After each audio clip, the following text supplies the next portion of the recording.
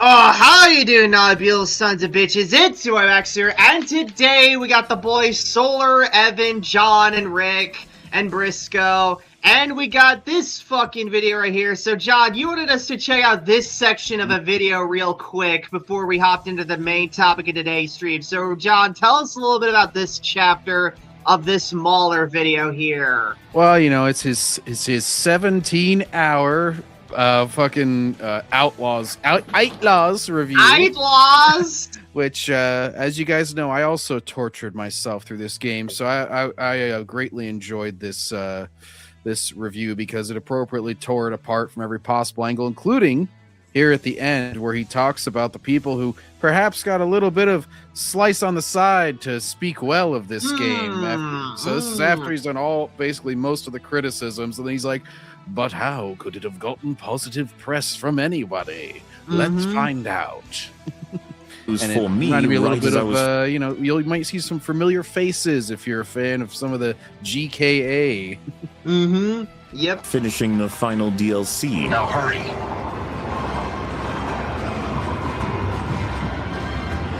Yeah, he, like me, actually went through the DLC. I was surprised to see.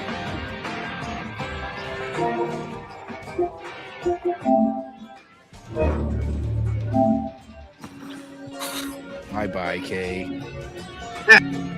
Just got a little ways to go before it's all the way there. But until then, you're just gonna have to wait. And oh no! As I was filming this outro, it crashed again. Oh yeah, some was Dude. glitchy shit. Game was broken as fuck at launch, especially on PC. I do feel somewhat sorry for these guys having to find something to praise regarding a full update from the devs, and the best you can do is talk about how you can switch perspectives on the gun while aiming from left to right. And the other thing they've done is they've added the ability to swap shoulders Wow, manually by it's pressing only left. been in every game ever. Wow! Normally you press R3 for this. It's really complicated. Yeah, Very noteworthy. Outlaws is trash, a broken, buggy mess. Ubisoft will be gone soon. Exactly, Melissa. Yeah. But then I Worth also noting, don't as feel far as I can remember, that Mahler is actually the reason I discovered Mr. Grizzy whenever he used the "it's red" clip in one of his. Whenever the lady tried to strike Mahler for him using a clip from a Mr. Grizzy Mary video. Cherry. Yeah. Oh yeah. He's like, why did you try to strike me? I was using somebody else's video. Yeah. Jacob says, what are we doing? God damn it, Jacob. John already answered what we're doing. Fuck. You can sorry for rewind the the stream. Yeah, Jacob, rewind it, you lazy fuck. Anyways. because this would be a lot easier if you were just a little more honest about what the fuck this whole mess is. There were a ton of optional things I could do, such as Door talking to people Raptor. to get more information, or even reading data pads and remembering the info will come in handy. A ton of things like talking to people and reading. Jesse, what the fuck are you talking about? And that's the main thing for me is I've been able to really play out a fantasy of being a Star Wars smuggler that no other game has Really been able makes to you do for me. feel like a Star Wars smuggler. Yeah.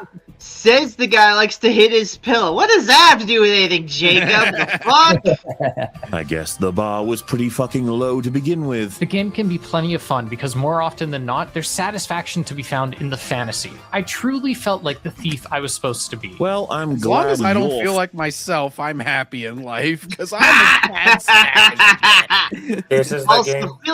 feel like the thief I was supposed to be. Does that mean you actually like secretly want to steal shit IRL? In my other life, I was a thief. I like this pause face too. It's just Mark Hamill dying on the inside as he reads the script. He's like, I had a stroke. My one eye just closed. Fuck. Yeah, yes, Jacob, we're watching the tentacle shill, the guy who shilled for Andor. Mahler, you are under no fucking right to, like, attack Disney stars if you shill for Andor. Plain and fucking simple, man. fantasy has blinded you from just how awful this thing is. Just like how Tony Gilroy has blinded you from how awful Andor is. What are you guys thinking about Laws? Are you like me and are bucking the trend of the popular narrative that it's a bad game? Bucking sorry, the bucking- trend of the popular narrative that it's a bad game. What a way to phrase that it's a shit game. Hey, compared to Double fucking Mauler being a big hypocrite, shilling for Andor, but not shilling for Star Wars Outlaws. Also, hey, Rezkid, did you get the StreamYard link? It's in the Discord. This is the game. Star Wars Outlaws. Andor is absolute garbage. Yes, it is, Rezkin. Yes, it is. This is the game many Shills compared to Red Dead Redemption 2. Oh, God. No. Yeah, I think they do get into that. They did some research for this one. Yeah. Anyways, keep going here. Oh, look, the Han Solo fucking suit. Yeah. You motherfuckers said this thing was brilliant. Allow me to buck the trend by refusing a chance for this game to coast by on being considered even close to mediocre when it needs at least another 2 years in development to earn that kind of incredible achievement. Oh, like Andor? You mean that Mauler, which you shilled for? Yeah, Mauler's an Andor sexual. That is correct, AA. The fact that the game has fleshed out cutscenes, fun side missions, and an open world, and player choice that works, that surprised me. Yeah, I would have been surprised to see that too, because the game definitely... It has side quests. I'm shocked. Amazing. Mind blown. Anyways. I've never played a video game before. Everything that happens in this game is amazing. 10 out of 10. Doesn't have fleshed out cutscenes, fun side missions, and an open world or player choice that works. Your imagination, however, works fabulously. We're able to win by simply outsmarting our opponent rather than physically overpowering them. A fantastic way to end the game. That's not the ending of the game. Also, you don't outsmart him. The plan fails and you just fucking shoot him. You know, overpowering him. I have outsmarted you with my gun. Yeah. I'd like to note really quick before the next segment is that she always has something to say about her environment. Oh, still in one piece. That's literally not a comment about her environment, you elephant clown. If you want to fulfill a Star Wars Han Solo fantasy, then I think Kay is a character you could really get behind, and you could really find a playground to fulfill that internal narrative for yourself.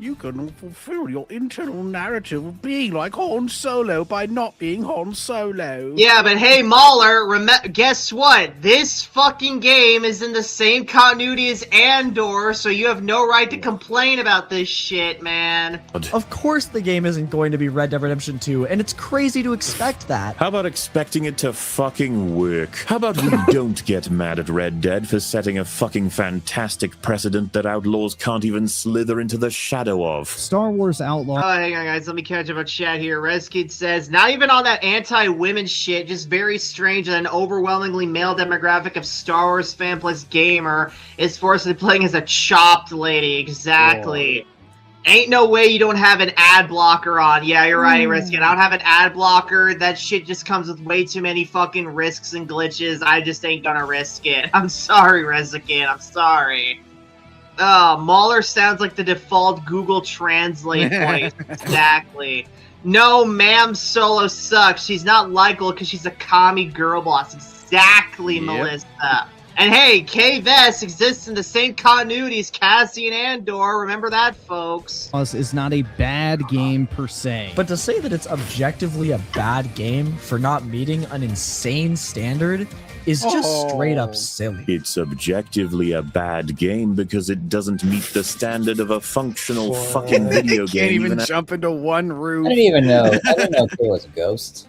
Yeah. After a year of updates and fixes, it's a broken piece of shit that disrespects the very notion of a loyal and paying customer. If your standards are pathetic enough that you allow unmitigated slop like this to become anything close to an acceptable standard for a medium that's already had enough trouble earning its place in the arts, then maybe you deserve to play shit like this forever. We saw a lot of people pointing out how like bad Andor? the AI was, how buggy the game was, and how bland the open world world They made an Andor game, felt. it would just be him like walking around for 10 hours and literally maybe talk to Dopey Luthen at some point. Dopey Luthen, and he's like, Andor, give me your butthole. You're not sacrificing enough. No, I am not gay. I am not gay for you, Dopey Luthen.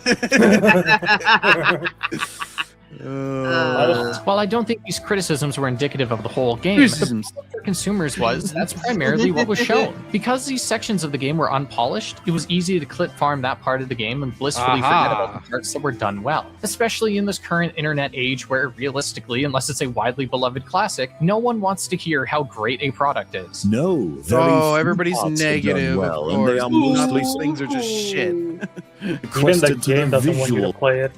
Yeah. Artists, the work on the environments and the objects in the world. This is one hell of a bullshit myth that the game went viral on its most awkward bits with all the great stuff going unappreciated. As though any mechanic in this game scrapes beyond the surface of coding and doesn't generate a full fucking circus of hilarious clips when observed in its natural habitat. It's somewhat remarkable the kind of praise a game like this can still get despite its innumerable failings. Outlaws excels in world building and exploration, especially when you're in the cities, as there is life in every corner. Thankfully, stealth has been greatly improved with recent updates, so those of you like me who have played this since launch will notice a positive that almost improvement sounds like JJ plagiarisms. Yeah. in this area of the I don't think he's reviewed this game yet. Has he, Evan? Has he, Solar? I don't think he has. If he hasn't done it yet, he's not going to. Yeah, he's too fucking lazy. If he can't even fucking finish Truce of Bakura, what hope does he have of finishing this game? Now, if they put fucking Cal Kestis in this game, then he'd play it. Be like, oh, Ginger Daddy, oh. Yeah, K-Vest got weak-ass punches. Yeah, couldn't even go What are you talking about? She completely ignores everybody's armor and is able to punch through it. That's pretty strong. yeah, because K-Vest is totally gonna beat fucking Charlotte Flair in a fight soon. Yeah, John, yeah. game. Outlaws nails the feeling of being a scoundrel, and traversing the criminal underworld is an experience I think isn't obtained anywhere else. The detail in the different societies is staggering. This remember how we almost got Star Wars 1313, guys? Oh my god, yes we did. Everything that makes a video game fun and just runs with This it. guy's like, I'm from Futurama, I'm a head in a jar. It doesn't automatically make you a more fair and balanced reviewer to simply be nice to the piece of shit game. Coverage like this is a big part of how these utterly... Hey, it's bombastic. It's not Battlefront 3, but I guess it's pretty good. Oh. Yeah. Battlefront!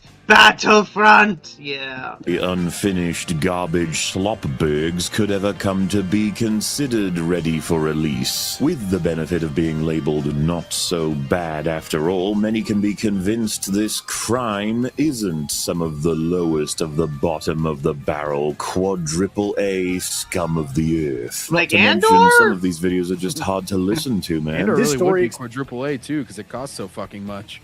Expansion is a pretty short adventure, clocking in at around 3 to 4 hours, depending on your skill level. You can actually power through it even faster if you skip all the story cutscenes. Oh yeah? You go through the DLC faster if you skip the cutscenes. Oh, that's some juicy insight you can only get directly from gaming. It's a praising review, but then he's like, but don't worry, it can be shorter. You don't have to suffer that long through it. You just skip everything.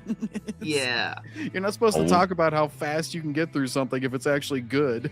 Yep. Where would we be without you fellas? This triggers a manhunt. You'll have to go to a Death Trooper camp, find the officer there, take them out, and then use their credentials to wipe your records from the system, basically saying they killed you and that there's nothing to look for anymore. That was a cool little event. No, mate, they are a broken, unfinished mess that spawn inside each other while obviously not functioning the way the developers intended. You can wipe them off the board with one of the earliest introduced mechanics, for fuck's sake. But they totally copied Deadeye in this game, and they just have you like go bing, bing, bing, noon. and Is then it really a manhunt if the AI is stupid?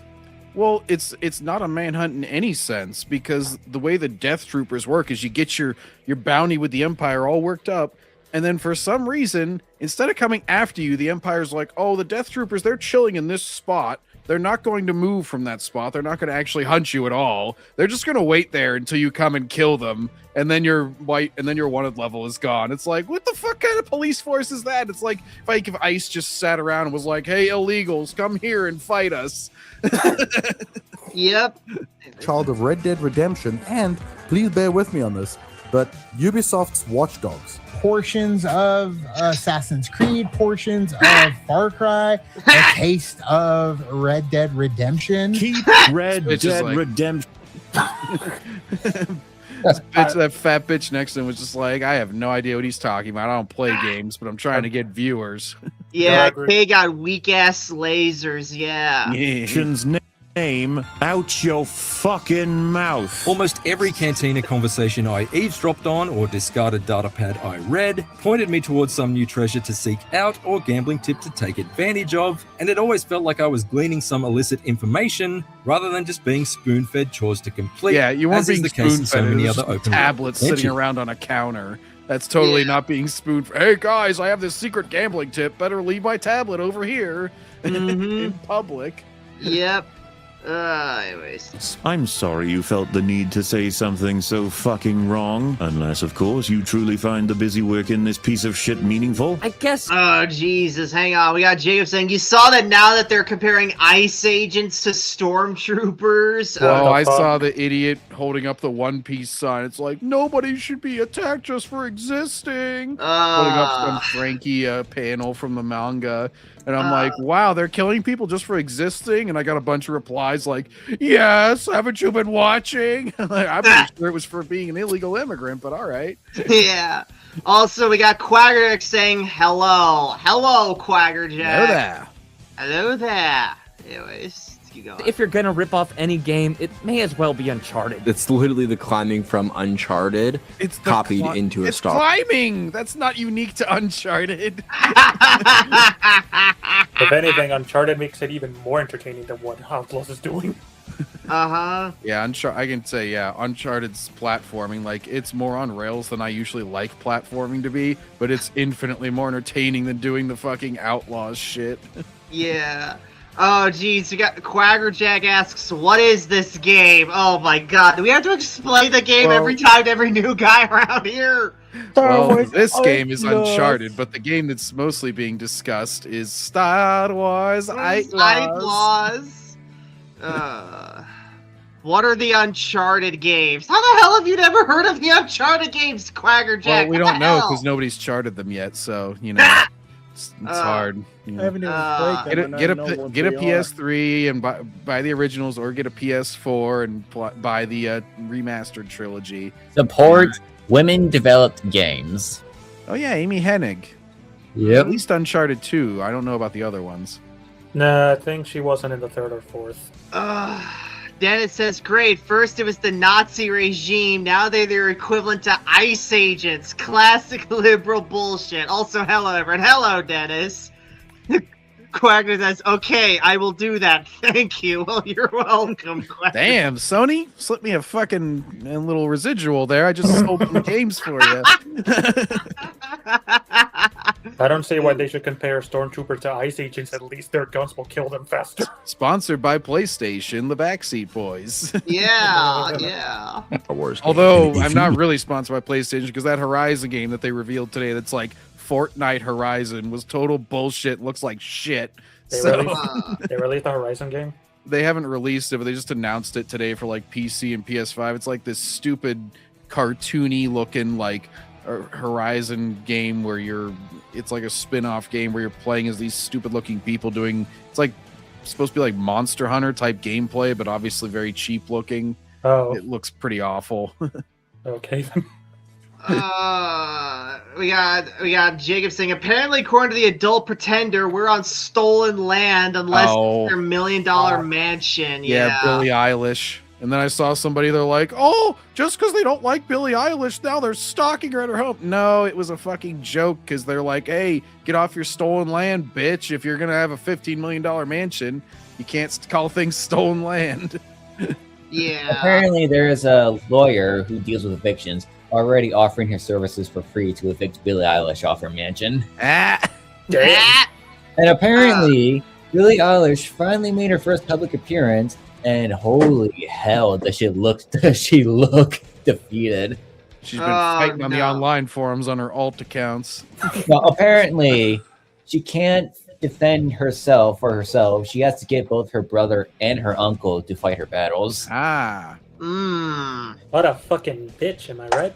No, Quagger, no, don't buy it. Fortnite Horizon, interesting. No, don't buy it, Quagger Jack. Don't buy it. Don't buy it. I can't control what you do, Quagger Jack. I mean, you can look at the video yourself. I thought it looked like shit.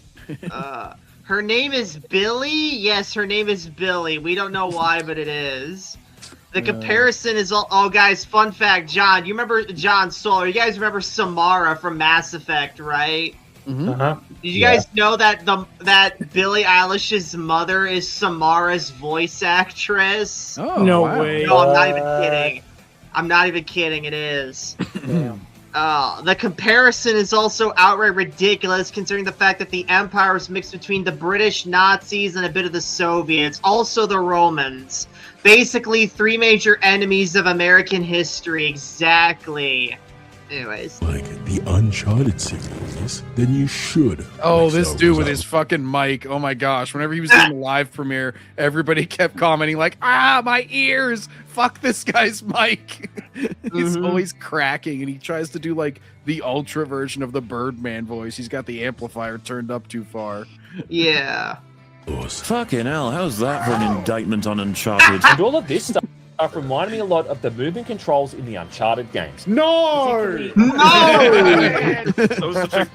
was such a clean no. That's gonna be good. Yeah. It's so much worse. The GTA style wanted system. Oh, this guy. Diamond. Akatan here. He's also Yeah, he starts getting into all of them. Yeah. Red Dead and like Grand Theft Auto style. No. God, Bendu looks fucking... I know, he looks like a fucking vampire there. He's like, I've had the life drained from me by Shilling. Gengar has sucked the life out of me behind me there. He looks like he hasn't slept in weeks. Yeah. You know, he's like, I've been fighting online to try and save outlaws. I just can't do it. Yeah. No, it's fucking not, you donkey bitch. Well, I'd probably call this one Far Cry in Space. Ugh. Don't you dare. Don't you fucking dare. Don't even try it. What an asshole. Yeah, I'm real mad. It just gets to a point where the praise starts to make you wonder. Outlaws is a shockingly solid game. I think the Star Wars Outlaws is a really, really good game. I actually liked Star Wars Outlaws, and I already want to go back for some more. I think IGN was right. It's a solid 7 out of 10 game. I loved Outlaws. Star Wars Outlaws is chill. Chill. Go play Jedi Academy if you want a real good game. Yeah. You're shilling too hard. Yeah. Anyways. This dude trying to be Eminem here. Fucking awesome. Really? Calibrate your enthusiasm. Oh my god, that was so beautiful. Oh yes, glass dropping, so beautiful. Oh, this is where Vader showed up, guys, and he was Yeah. like, "Oh my God, it's Darth Vader!" Why was he there again? He was there to show up to tell this guy that, you know, you better get things done because I'm angry with you now, and then he left. So Star Wars Rogue One, but shittier. Yeah. Pretty much. Jedi Academy games? Yes, Quagger Jack. There are Jedi Academy games. That is correct. And they've 7 remastered out them of for 10. modern systems, Quagger Jack, so you can play those as well. Both Nazis and the British were big Roman cosplayers back in the day. Honestly, almost everybody in Eurasia cosplayed the Romans, even the Turks did. No, Dennis, I'm saying that, like, they were part of the inspiration for the Empire. That's what I'm saying. Anyways. That was... Because, you know, like, they were a republic, but they turned into an empire and became a bunch of bad guys that way. And they were big and powerful. Yeah. Maybe all this excitement and enthusiasm has been brought on by other aspects. I've not been paid to say them. And I'm getting negative comments. You've been paid, bro. think I've been paid by Disney or Ubisoft. Ubisoft flew me out to a special event in LA where I got Just the fucking editing. I love it there. Yeah. I wasn't hang on. paid, so they flew me out. Yeah, George Lucas, what do you think about the comparison between ice agents and stormtroopers? You know, I like ice myself. I needed a cool drink. Sometimes back in the 80s, I'd tell Kathy, hey, go get me some ice, bitch, and shut the fuck up.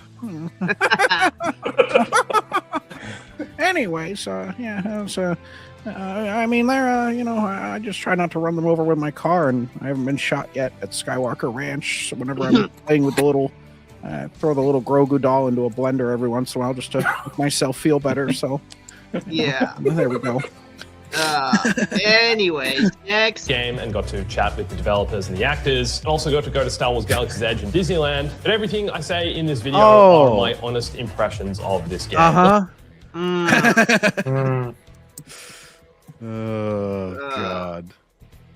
Anyways. So just as a heads up, I've not been paid to make this video or say any of this. This is a great Star Wars game that just so happens to be What a the little fuck rough around kind the of edge. format is this?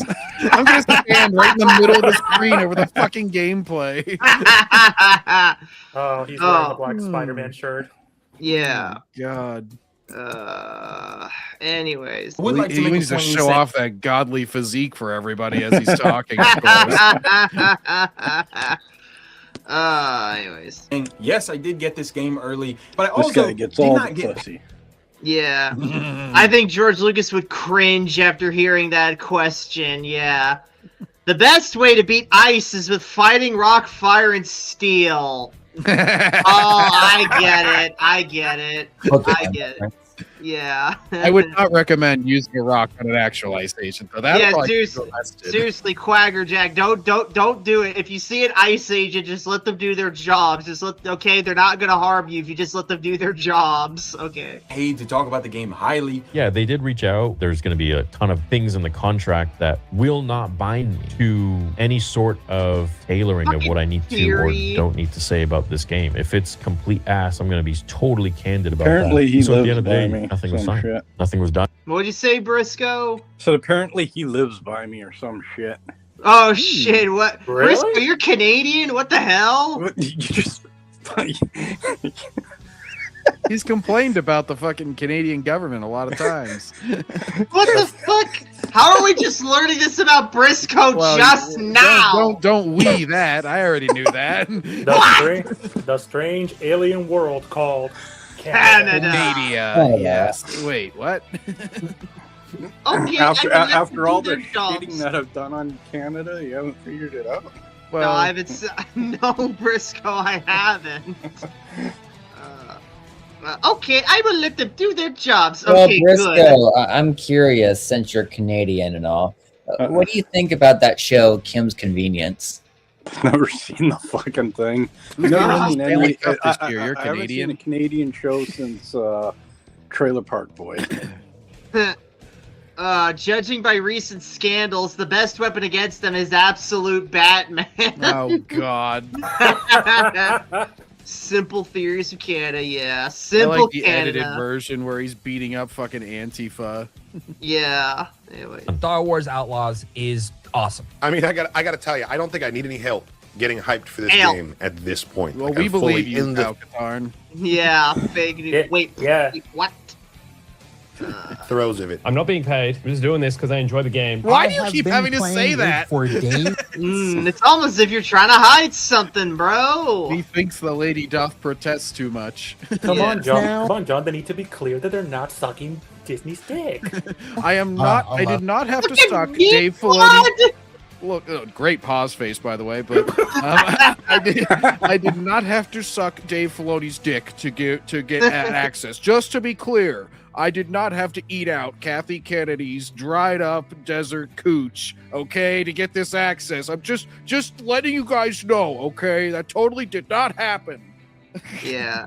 Canada's an even bigger liberal dictatorship than the States. The level of tolerance propaganda there is crazy, yeah. Yep. Love it. Like, I'm totally in. I have officially been won over, and I have to say thank you to Ubisoft for sending us early access. I'm playing the Yeah. game a day early access. I've actually been playing. Hey, that chick there, she was, has she done anything lately? I don't know. I don't even know who this is. Well, she was around for a bit. Yeah, I and think then I I covered her a stopped seeing couple her. times, maybe. Anyone know who this broad is? I have no idea who this is. I don't like the way she's looking at me. Got them crazy staring eyes. at- Yeah. Anyways. Access. I've actually been playing it for the last 2 days because I got an early access key. Thank you, Ubisoft. Star Wars Outlaws. Ubisoft was kind enough to send us a complete copy on Vanessa's birthday a whole week before. Chill. He said that in high pitch too. Copy. Even them Yeah. crazy eyes. Yeah, like it's like Jesus Christ, that is a fucking serial killer right there. I'm gonna make sure this man dies in the cock chair. It was released like 8 days before it was released. But I also did not get paid to talk about the game highly or anything like that. We've got to have this conversation again. Okay. Yeah. Yes, we know they didn't literally write you a check. He needs with to numbers mention on how it and that's send it to illegal, you. and that's why that doesn't happen, is because if it did happen, it would be not legal, and that's why it doesn't happen. Give access to influencers and journalists to see behind the scenes looks and early press screenings that they God. don't give to everyone, and people have accused that access of being a form of payment or influence. Now, I was fortunate to meet Leslie Headland, and now looking back, I think it was well-intentioned and a wonderful experience, but that particular photo... The legendary photo where they had That is the smelliest looking photo I've ever seen. Oh, just Leslie Headland looks like she smells like shit. Yeah. He says Oh my- this. He says Look this at the on way the she's deleted entire standing, too. video, Holy fuck. saying he You wasn't are a paid. Ubisoft shield. How do keys let them play video games? Keys are for opening doors and chests. Oh my god. Fuck even are half of these people? I don't even know. I recognize that. There's Carly King. There's Eric Voss. Sexplained and Molly. There's I don't know who. I don't know who the three to the left are though. Yeah, That's it. those are the main unknown ones. We should kind of thank Carly King for, uploading that video and, like, proving that they're all fucking shills. Yeah. I can tell she's an insufferable cow. Yes, Quaggerjack, they're different keys. They're different keys. There you go. backfired just a bit because some accounts saw this photo and just saw a list of Disney shills. You have the nerve to show your face around here? Who the hell is this guy? I don't know what this You're clip in is from. It does understandably well when reviewed in a 5-hour block by those pampered and provided heated seats, travel, food, drink, and a welcoming embrace for the past and future of this newly found connection. That's what all of it is designed to do. To trick anyone into thinking there's much more at play here, when in reality it's a tech demo at best. A fucking illusion of interactivity, freedom, choice, and entertainment. A scum pit cloaked with a scented blanket that is slipping the player right into the dingy hole for every second that passes. The circuit and industry of review has gotten so clogged with bullshit it actually determines how games are made, in the sense of trying to manipulate the fact that many people don't review more than a few hours to farm the exposure and move on to the next project. Good old G-Man gave quite the dick polishing review of the game to the chagrin of his audience, expecting integrity as well as a balanced understanding of what was on offer here. After noting his early access and experience working with Ubisoft to play the game early, it became clear what happened. I read his pinned comment that he wrote, pinning this comment for posterity, and also because this is the last time I'm commenting on this, because it's really like talking to a brick wall. But the fact of the matter is, this video was not sponsored. By YouTube's own rules, you have to disclose if a video is sponsored or features paid advertising. I can get in serious trouble by not being honest about this kind of thing, and I sure as hell wouldn't risk my channel over a video for a Star Wars game. You can easily look at all my videos with actual sponsors. Why do you use Star Wars game derogatorily there? Like, Disney Star Wars, sure, but just like, I'm not risking my channel for a fucking Star Wars game. Yeah. This British man uses fancy words. Yes, he does. Are you sure they're fancy words, or is he just saying them in a British accent so it seems fancy?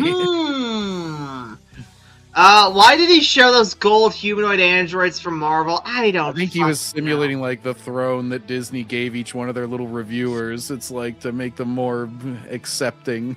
Yeah. Let's keep going here. ExpressVPN, Opera, etc., and see that I've turned this on.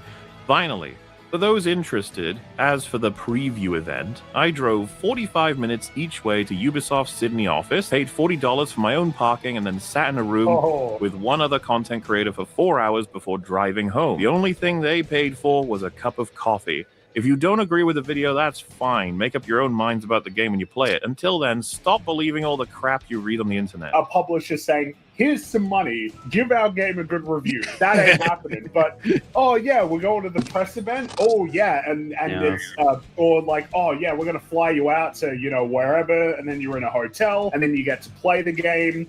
And you get invited to other events, and you can hang out, and you can talk to the developers, and you can do your previews, and you can get them out super duper early. How much is that going to influence you in terms of the way that you respond to a game that's put before you and make a video about that? They have access. They do not want to lose access. Access will decide a lot of what they'll say about a thing. The problem is not that people assume he's got a big sack with a $sign on it that was given to him by Ubisoft. Well, that would be funny. It is that he's been influenced. Yeah. Disney's like, well, we're not going to pay you, but we did leave all these things by the door. Oopsie poopsie. Influenced by the fact that he's now got a is connection criminal. to them that gives him access. Yes. Yes. Mhm. Very Yes, and straightforward. this is my problem. If you put out a very negative video, you wouldn't be invited back to the next event. Do you think that anybody here is getting fucking invited to check out the next Ubisoft game at some preview event? Of course not. We've been too negative. There's no fucking anybody way on it their would happen. panel We event, should yeah. What, John? I thought he was talking about the people they were covering, and then I realized he was talking about the people on their panel. Like, none of them are getting invited to a fucking Ubisoft panel. Yeah.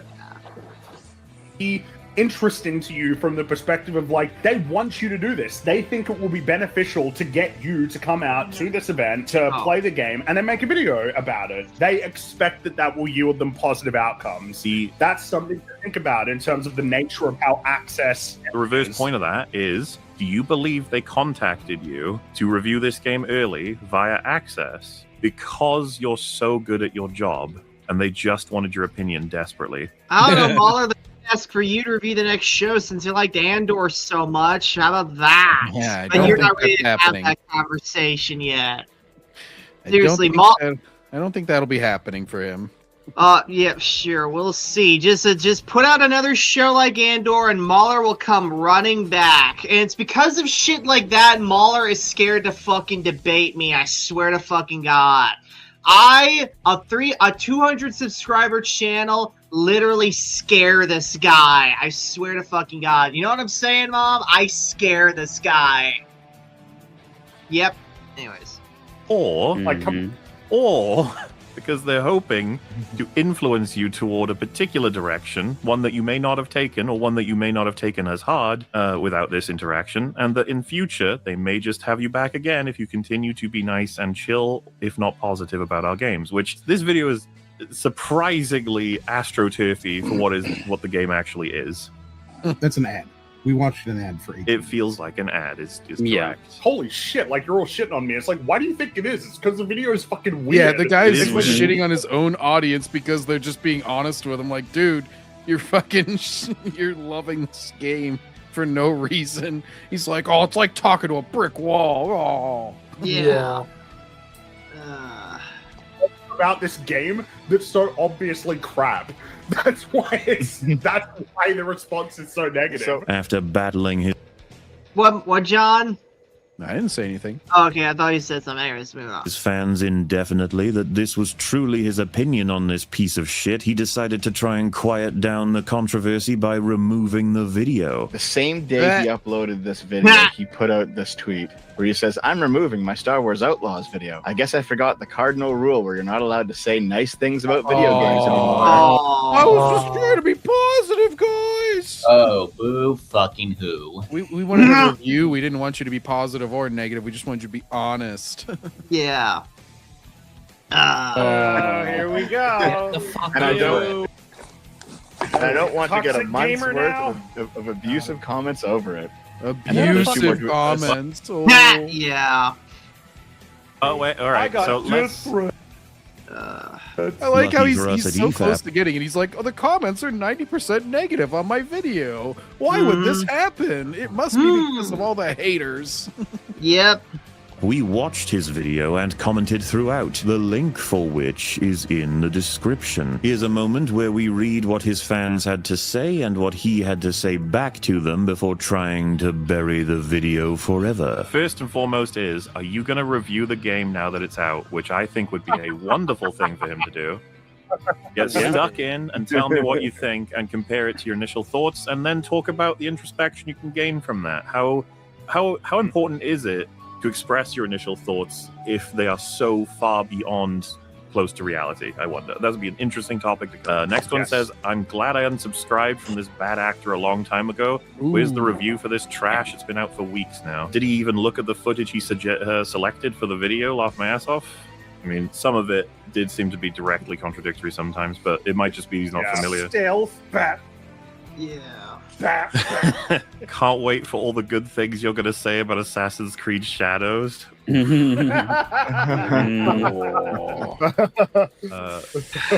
it's really bad, dude. This was just a paid review. Man sold out. He replied to that saying it's not a review. Are you dense? It was a 4-hour playthrough. It's not a of an unfinished review. build over He didn't deny anything else in the comment. This is a paid review. The man chilled out. He's like, well, it's not a review. It's like, I was paid and I did chill out, but it's not a review. a month before the game came out. We're acting like previews don't exist anymore. Someone said, if this is not the review, when are you posting the actual review? And he said, no matter what I say, I'll have to put up with thousands of more asinine comments. So I guess he's not going to review it for that reason. Get over it. Someone said No this matter what I say, people won't like my opinion. Oh, it's called the internet, bitch. that video someday. That's possible. And, usually your reviews are great, but you've messed up with this one. And he said it's not a review. He said, okay, maybe address the situation instead of playing semantics. Everyone's calling you out because the product the public received has none of the virtues you talked about. He said, how is this semantics? I played a literal preview build over a month ago before it launched. That's not a preview. Then what is? I'm not interested in addressing any situation because the people have already made their minds up regardless of what I say, and I don't even like Star Wars enough to bother trying to convince everyone else. Or anyone Then why else. did you? Why is he keep making about all of Star Wars? That's such a weird thing. It's like, I don't like Star Wars enough. Also, hail Rez again. We're just trying to finish this video up here. Drive I 40 don't minutes to Howdy. Ubisoft headquarters to play the game if you don't care that much. Why would you preface it with like, oh, I don't care about Star Wars? It's a video game. That's You actually review a video good games. point. Why He's would like, you I don't care about Star Wars, but I drove all the way to their headquarters, spent 4 hours getting my preview in, and then drove fucking 45 minutes back. But I don't care about Star Wars, guys.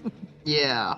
Like, well, I don't want to justify or explain any of the things that I said about this because I don't care about Star Wars as an intellectual property. It's a video game, and you made a video on it. It was a new IP, then what? What's the excuse if it was a new IP? Exactly. He said in the video that he did care about Star Wars. He's one of those like disappointed fans. Yeah, I thought so. But that's a bit awkward as well. I feel like that comment might be the best one, the quickest way that got to it, like got to him in the sense that he received it. The fact that he said everyone's calling you out because the product the public received has none of the virtues you talked about. Really hard to argue that that's not the case here, because it is. Man's reader got obliterated by Ubisoft for that sweet, sweet money. Oh no! The fact this has the lowest views of your most recent videos says a lot. How does it feel to shill for a game that completely flopped? You have no integrity. Damn, these are top comments. Some people who watch him. Yeah, really. This reminds me of after Stuckman came out and was like, I'm not gonna be negative about any movies anymore, and fucking all the comments were just roasting him. Points have been deposited into your Uber bank. Bad facial animations, bad AI, basic shooting and stealth, etc. Name one thing this game does that's great. I'm not seeing it. Way more sympathy and excuses than other games you've dunked on that were way similar. You've cucked on this review. And there's 170 likes. Oh dear. So the guy says, failing to disclose your relationship with Ubisoft, what you receive for reviewing the game in advance, etc., etc. G-Man here, he replies with, I have no relationship with Ubisoft. Oh This is my not a sponsored God. video. But you do because you went there. That's the. Of course he does. It's Yeah. Not it's not a financial. I have no relationship. Hey, Everybody gets let into their Probably. building. That's not how that works. Sure. So someone said unsubbed, and he said, "Don't let the door hit you on the way out." They said, "Don't let Ubisoft money choke you when you spend it." He said, if you're the kind of person who has a mental breakdown over a single video that has a difference of opinion, I genuinely don't want you as a sub. It's like, bro, what do you mean? Make these comments. Whoa. Why would you make these comments? Rose There are big plenty mad of- at his own subscribers. Single opinions you could express that would make me want to unsubscribe. Crashing out, as the kids say. What do you mean? Hurt yourself by making these comments. Why Yeah. would you do this? They said same here, and he said bye. Dude, stop it. I'm not bitter at all. Someone said, I really don't be replying to all these comments, and he said, so I'm supposed to endure literally hundreds of insults, and I can't reply to any of them. Great logic, mate. Welcome to the internet. What do you mean you can't? No, you shouldn't. You shouldn't. You can. Well, yeah, you can absolutely. Replying to all of them. Don't read them. You don't get to play You can victim just not later read once them. you've antagonized everyone. If you want to like reply to some of the people who you think maybe could be reasoned with or whatever, do that. But don't do this. Like, yeah, don't let the door hit you on the way out. What are you doing, man? Yeah, very productive. Not about how he felt or what he saw. It's like recognizing the game is out now, and we've got confirmation it's fucking horrendous. What do you have to say as someone who promoted it? Yeah. Yeah. You Yeah, used your but that's the integrity to thing, sell you this have to to people. understand. This aged just as horrendously as we expected. Wonder how much Bro got paid, and he said a month ago, "How did this age horribly? The game's not even out yet." That's what else is out now, and it aged horribly. It's out now, bitch. I wonder if he ever played the game again. I mean, he genuinely thought it was so good. All of this is far more common than you could ever imagine, and it fucking sucks in and of itself while having catastrophic effects on the world of art. I did receive a review code about 3 weeks after launch from Ubisoft on PS5, and then another one in November for PC. Thanks to Ubisoft for the early access to the DLC. I was not paid directly or indirectly via contract Great. or handshake agreement in any way for this review or any other review of Outlaws. Yeah, okay. What I was given That's was wonderful. access to a remote 4-hour session a few weeks That's why early Nerdrotic to calls them try the fucking access media. Your access is your payment, idiot.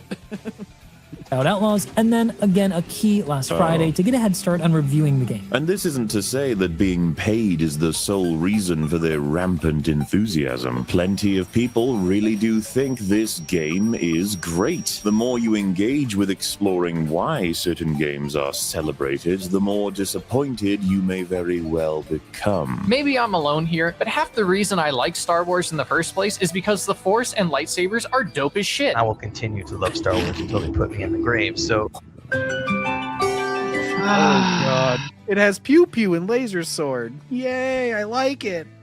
it was a no-brainer for me that I was going to have a great time with this game when it first came out, which is why I got the Ultimate Edition. And it's not like any of this is a surprise to the devs. This was the plan. Kay-Vess being awoken by her cute, easy-to-love sidekick, Nyx. I found myself connecting with Kay very quickly, and that's no doubt aided by Nyx, who's just the cutest little guy. She's absolutely charming. There's a likability to her that makes her journey enjoyable, especially thanks to her companion Nyx, an adorable creature who honestly They got the seems script. Say that she's likable and unique and talk about the stupid pet. These people are insufferable as fuck. It's so More funny than when you put one after the other, you realize how much of a script there is. Oh god. Yeah. Yeah, and you know what, Mahler? I'm fucking done with this video. Mahler, you know what? You can't fucking sit here and say all these people are fucking shills when you sat on your tentacled ass shilling for Andor, you goddamn hypocrite! You don't get to be choosy about which Star Wars shit from Disney is good and bad! You goddamn retard! I don't fucking tolerate. If for all you fuckers out there watching my stream, if you like even one fucking bit of Disney Star Wars, you are a shill! End of fucking discussion! Jesus Christ. I'm not sure if there's tentacles on the actual ass. I'm not sure about the exact anatomy though, but Fucking fucking care. This guy's out here championing for stars when he likes fucking Andor. That's bullshit, and we all know it. Well, the good news is he's leaving either way as far as Gilroy's concerned. Thank goodness. Well, hang on. Speaking of bullshit here, I happened across this shit last time. Hang on, let me pull it up here. Where the hell is it? I know what part it is. Let's see here. Okay, so hang on. So recently, I came across a very hypocritical fucking point in a recent live stream of a prior associate of mine here. So we all know who Brandon is and shit, and we all know why Brandon eventually left. Hey, that guy looks familiar. Yeah, look, John. John, before we get John, that's a little phobic. Not all gingers look the same. That's true. I mean, look, my hair is short, whereas his is long. Clearly, we're two completely different people. Yeah. Look, John, before we get into this, John, I just want to let you know, I don't care that you still stream with Brandon. I don't care if you still want to be friends with Brandon. I'm not one to dictate who's friends and who can't be friends with who. I'm just saying that when there's some shit that needs to be called out, there's some shit that needs to be called out, because Brandon here pulled a super hypocritical fucking move right here, okay? So again, John, I don't care if you stream with Brandon.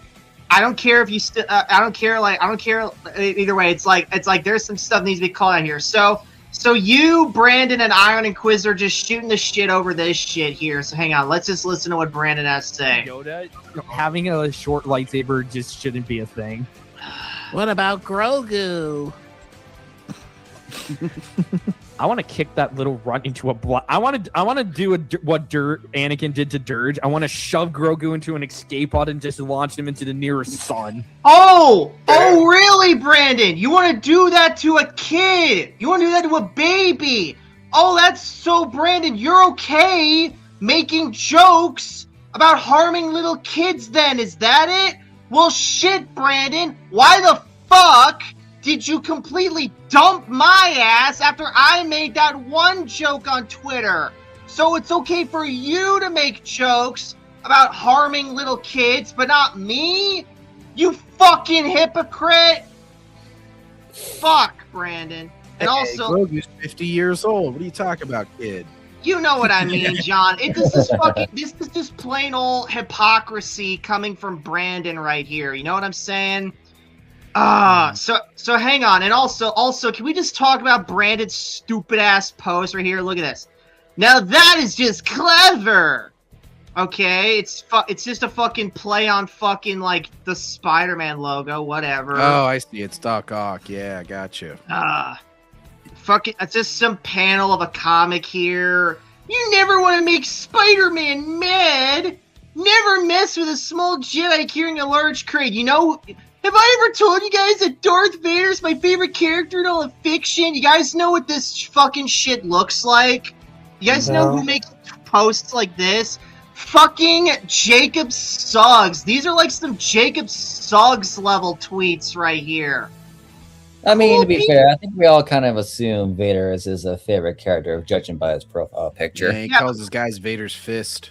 How to survive the apocalypse in style. Look at this. Like, this is some shit that I would honestly see fucking Jacob Suggs fucking promoting. Look at this shit. The blue and gray yellow Batsuit's the best Batman look of all time, hands down. Hey, that might be a controversial opinion with a lot of people. Oh my god. Yeah, but you guys see what I'm getting at when I say that? Like, this is like some shit Jacob Suggs would make, right? Oh, it's fucking ridiculous. I don't know who that is, but I can kind of understand. J.I. Jacob, Rick. Yeah, except J.I. Jacob will be like, Ray is the best in all of fiction. Yeah, I know, but like, just replace Ray with Darth Vader, and there you well, go. No, I'm not going to replace.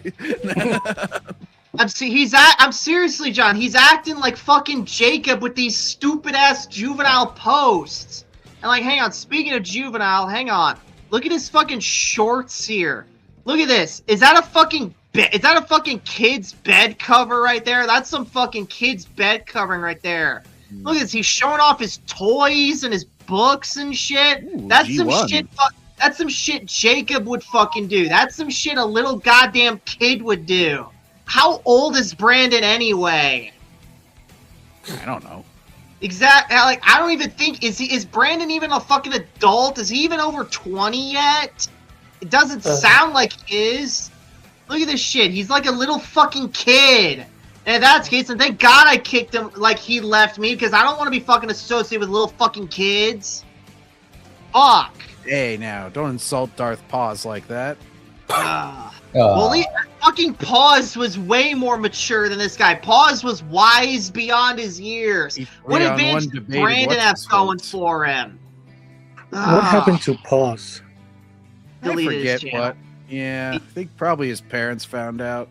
I thought he got exposed for being a Secret Ahsoka show. Oh, maybe. I hadn't really heard that much about it. It was just kind of mysterious. Oh.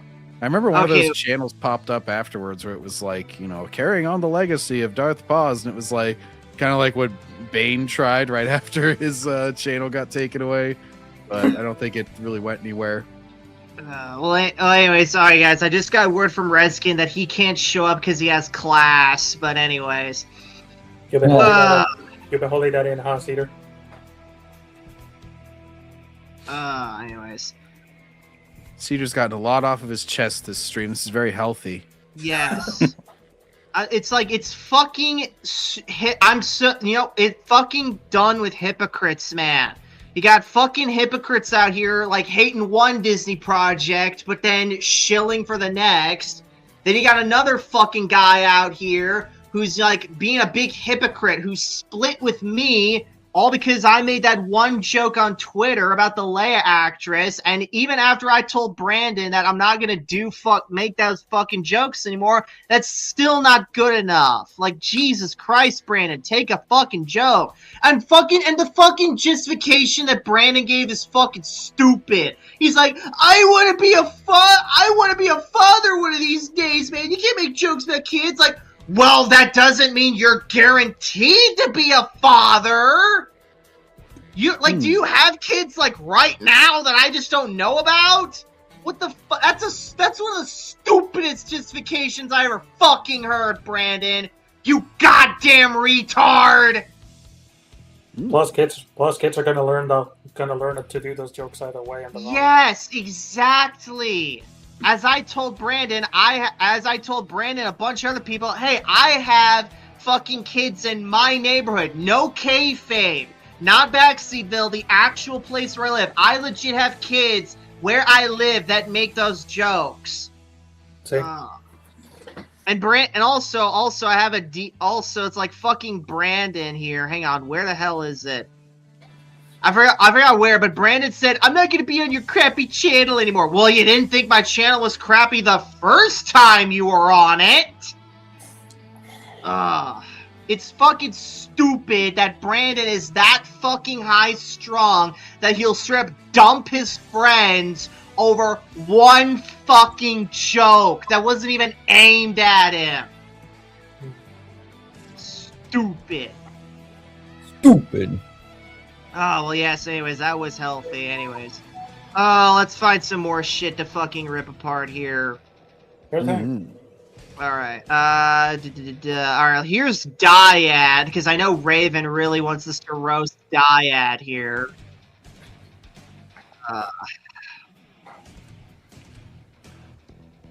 Alright, guys, here we go. Wait a minute, I got something to call out too before we start here. What, John? I went on eBay and they had a picture of the original Dark Magician when I'm ordering this fucking deck. And then, whenever I actually get the deck, what's this shit? That's the original Dark Magician there. No, that's not the original artwork. He's purple and he's doing his little pose like in the show. No, John, I know. That's the original artwork before they made the show artwork. Well, in the eBay image, he showed the show one. And so I assumed, I was like, oh, I'll get the one that looks like that. Okay, well then that is fair. Yeah, that's false advertising. I'm like, damn it, don't show that picture. Take a picture of what you're selling. Whenever I sell a game, I go front and back. I don't use some stock image. Come on, man. That was my, I don't have quite as much rage built up as Backseater, but that was my rage today. Okay, Diet Squad, we have another tourist video in our midst. This one just really takes the cake in terms of identity. I like how they're crisis. trying to take back the Let's take a term look. tourist because they've been called out for it so fucking much, both in the anime communities. It's like all the localizer defenders basically have been labeled correctly as tourists, and now they're trying to like turn it around. They're like, oh, anybody who likes fan service is a tourist. And like, nice try. And then these fucking guys, they've probably just like got a bunch of comments, correctly so, from like Grizzy and shit about being fucking tourists whenever they like Disney Star Wars shit. Mm-hmm.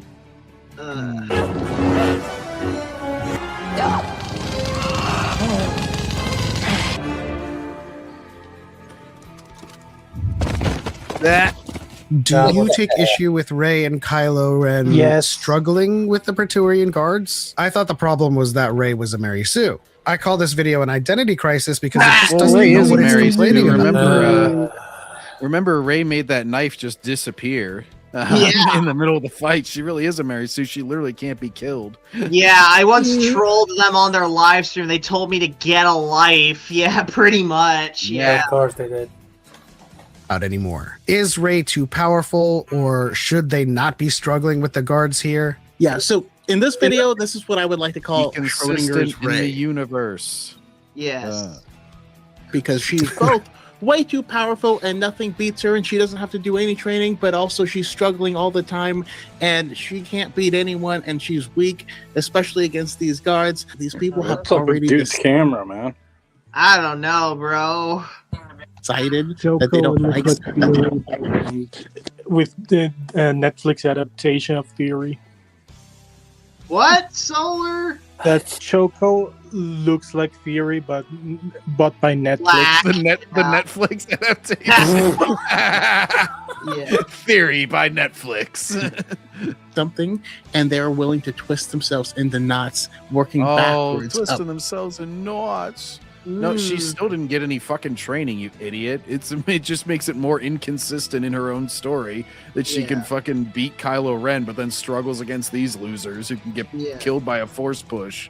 They can't even use that scene with Yoda because you expect Yoda to do that because he's trained all his life. Yeah. Darth Choco Taco. There you go, Jacob. Yeah. No, that's the Hispanic version. Yeah. That's the Miles Morales version, the half black, half Hispanic. Their complaint. That's why you can't ever fix it. You can't talk to these people because don't converse at all with them. Just stay in your little echo chamber. Yep. Honestly, they're I mean, too I dumb would to say lose. it's the other way around. You can't really talk to them because every time you fucking try to explain, like, you know, facts and shit that happened in previous shit in Star Wars, they're just like fucking disregard it. Well, Briscoe, it's because you're a sexist and racist if you don't agree with my opinion. Straight up. Hey, I'm not racist. But now the caption bitches are reads, tripping. Yoda is built different. No shit. And the top comment well, it's is not even that Yoda did anything extraordinary there. I think is kind of the difference they're pointing out. It's like the Praetorian Guards got beat by a force push. Like they don't seem to be able to use the force at all in this battle either. So it's like, why are you struggling so much with them if you're like two force users? Although Rey doesn't have any fucking training, so maybe she doesn't even know how the fuck to do a force push. Even though she was able to like lightning down a ship afterwards, but whatever. I know She it was the pushed next a knife movie. though. Yeah, really. She can force disappear things. Disney.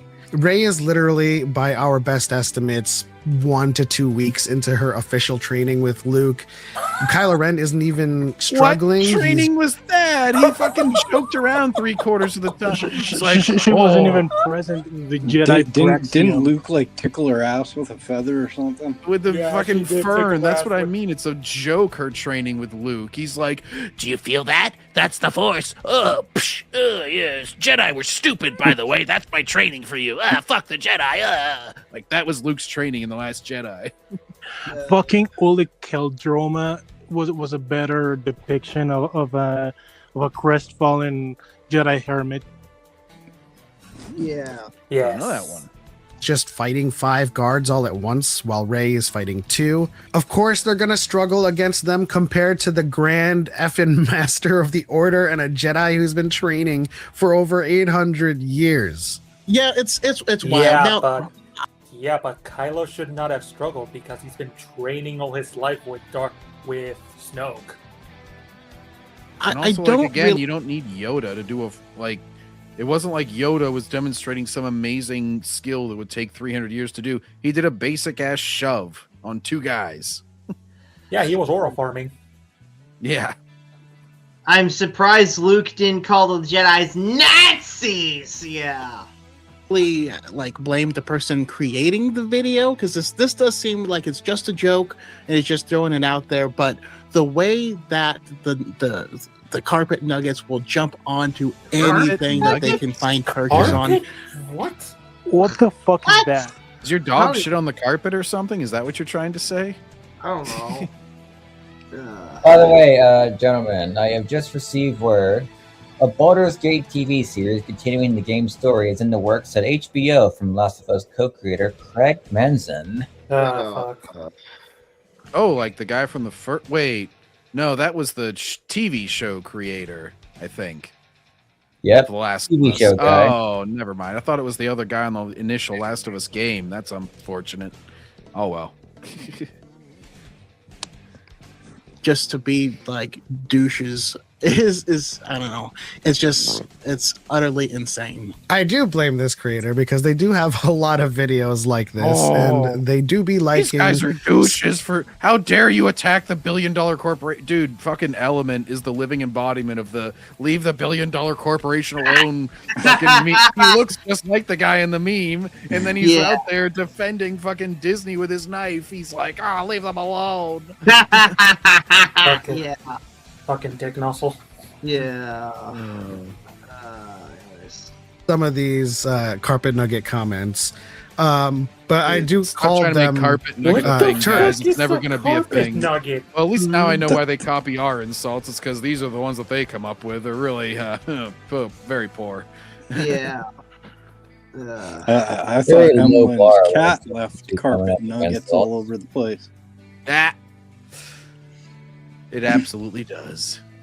And the people that buy into this and perpetuate this slop, tourists. Their complaints are inconsistent. Their outrage is inconsistent. The Disney still propagating the myth that the EU was never canon, calling others tourists.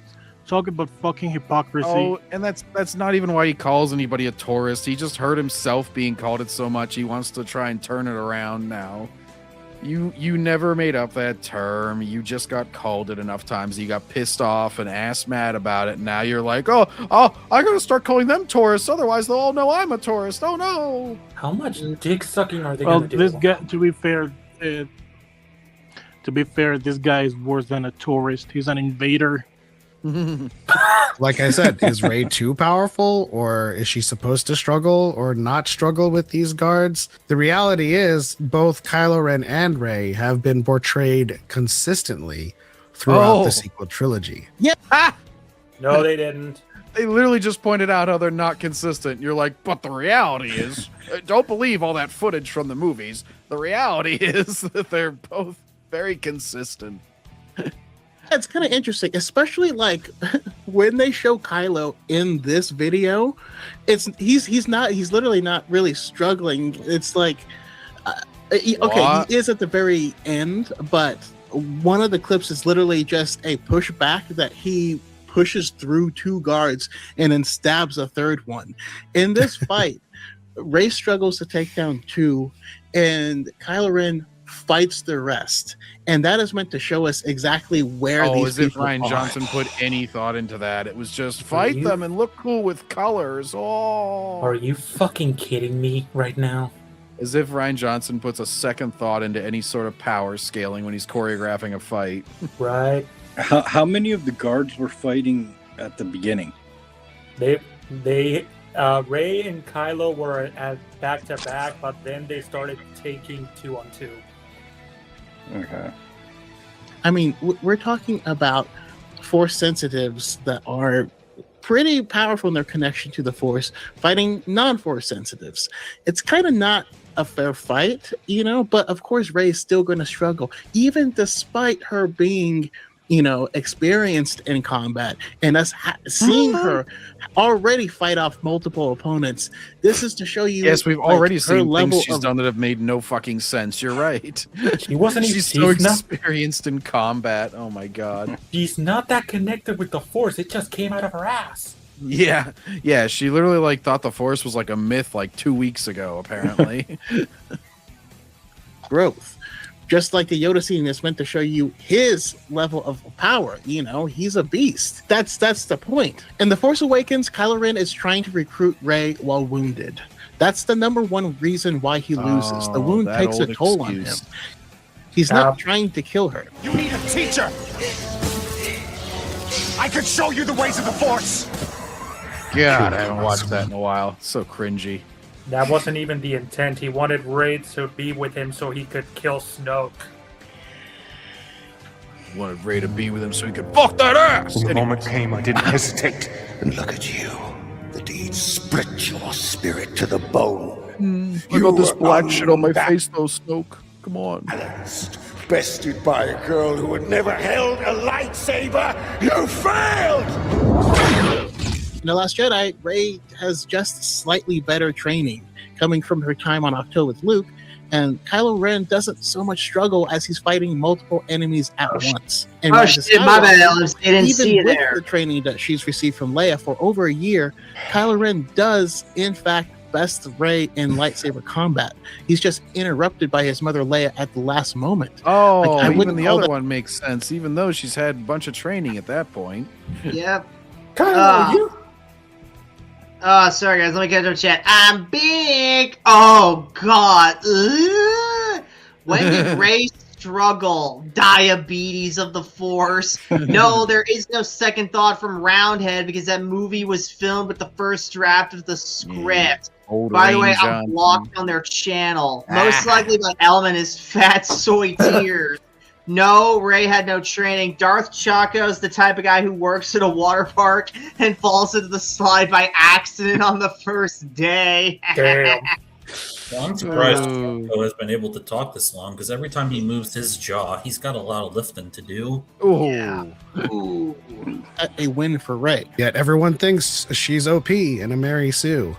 The truth is, Rey has never She exhibited is. any affinity for the Force that isn't explainable by the bond that she shares with Ben she's Solo had through such the training with Luke that she's able to like struggle with Kylo whenever they're both pulling on the lightsaber to the point that it fucking explodes, rather than him just Can being we able to really leave just pulled. get these fucking retards out of the fandom already? Yes. They I refuse mean, to Pick them up leave. from the fandom Fucking 27 years ago. What does it say about Disney's portrayal of women that the only way for a woman to be powerful is to rely on a man? I mean, that's essentially what they're saying with the whole like she became powerful because she downloaded Kylo Ren's Force powers. Yeah. Jacob, there's a weight limit. He's not allowed to ride on the water rides. Exactly. He's like, he gets to the one that's like, it gets to like where it's the tunnel, and he's just boom. And then all the other kids coming down start getting clogged up on him. He's like, oh, I'm getting like shoved Homer in the pipe. Yeah. What was that? Like Homer Simpson did that one time. I think there's an Always Sunny episode where that happens too. They get fucking log jammed in the fucking water slide. Release the dogs with bees in their mouths, and when they bark, they shoot bees at you.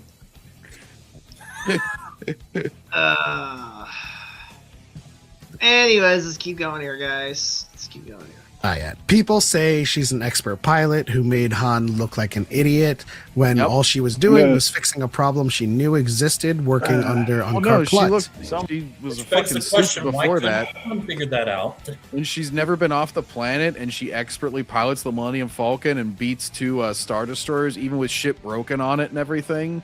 And she's like, "Oh, geez, I'm having such a hard time," and then she pulls off like perfect expert maneuvers constantly. Yeah, I know. Like she pilots the Falcon and does like these crazy maneuvers, and then after that, she's like, "I had no idea how I did that." Oh, really? How? It's just like you can't just like breeze past that. Meanwhile, Anakin, who like, you know, he's good at pod racing for a kid because he's force sensitive. It's just like I've seen people try to make that comparison. I'm like, no, he still worked on the pod racer all the time, and he still had to have like, you know, a lot of practice in it. It wasn't like his first time getting it. This would be the equivalent of if Anakin was like, what's this? And he finds a fucking pod racer, and then he immediately gets in a race and does just as well as he did. It's just like, oh, geez, I don't know what I'm doing. Oh, look, I did a loop-de-loop and I fucking killed everybody.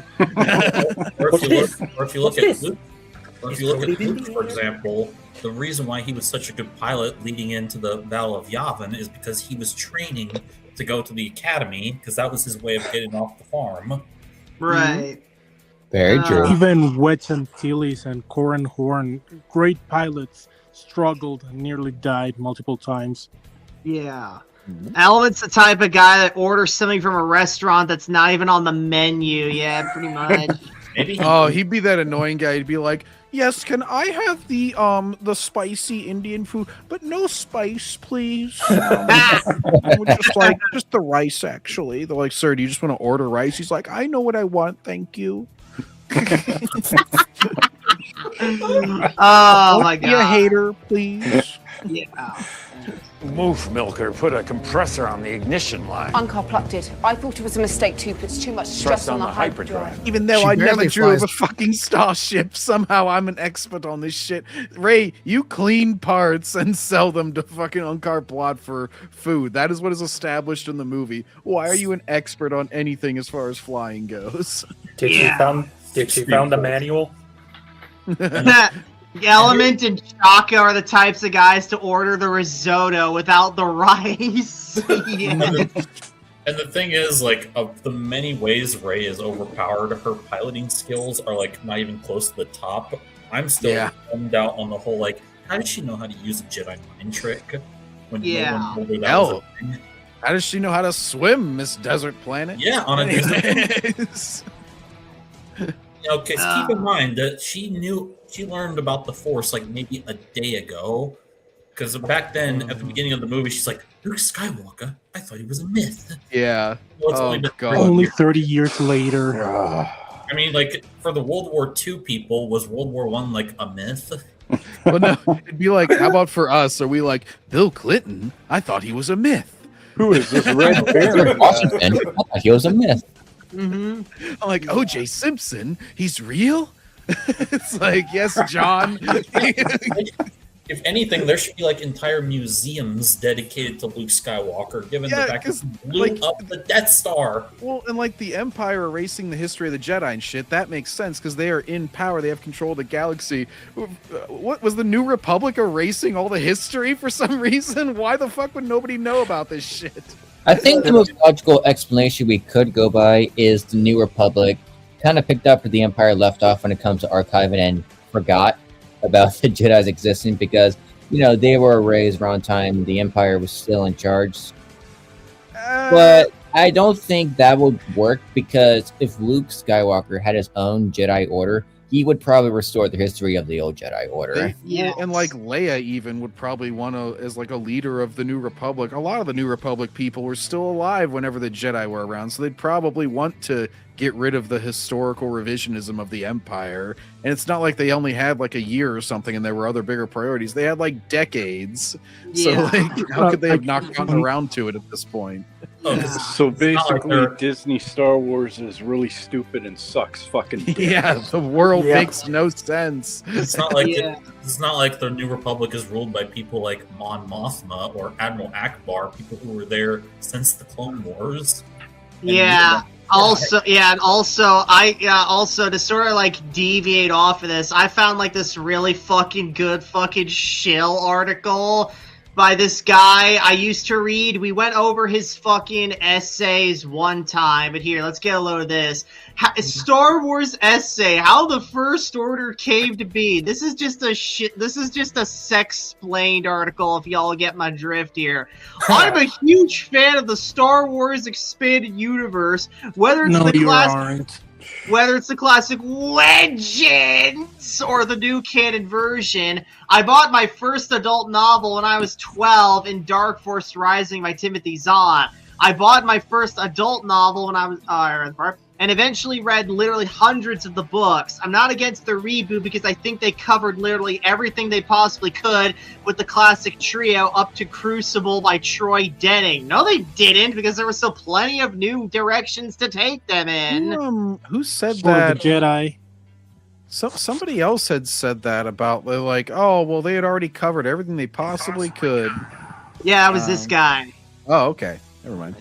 However, there are some issues with world building, as we don't know much about the new villains in the First Order or how they came to be, at least on screen. Thankfully, the EU is always there to fill in the gaps, as long as they're willing to shell out the money necessary to fill in the gaps.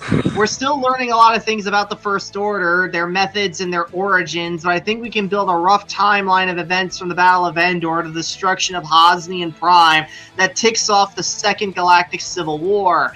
This is a very nerdy series of speculations, but I am, in fact, a huge nerd. Hope you guys enjoy. Hang on. So this came out 2019, by the way, so it might be a little out of date, but still a decent showing of sex-splaining here.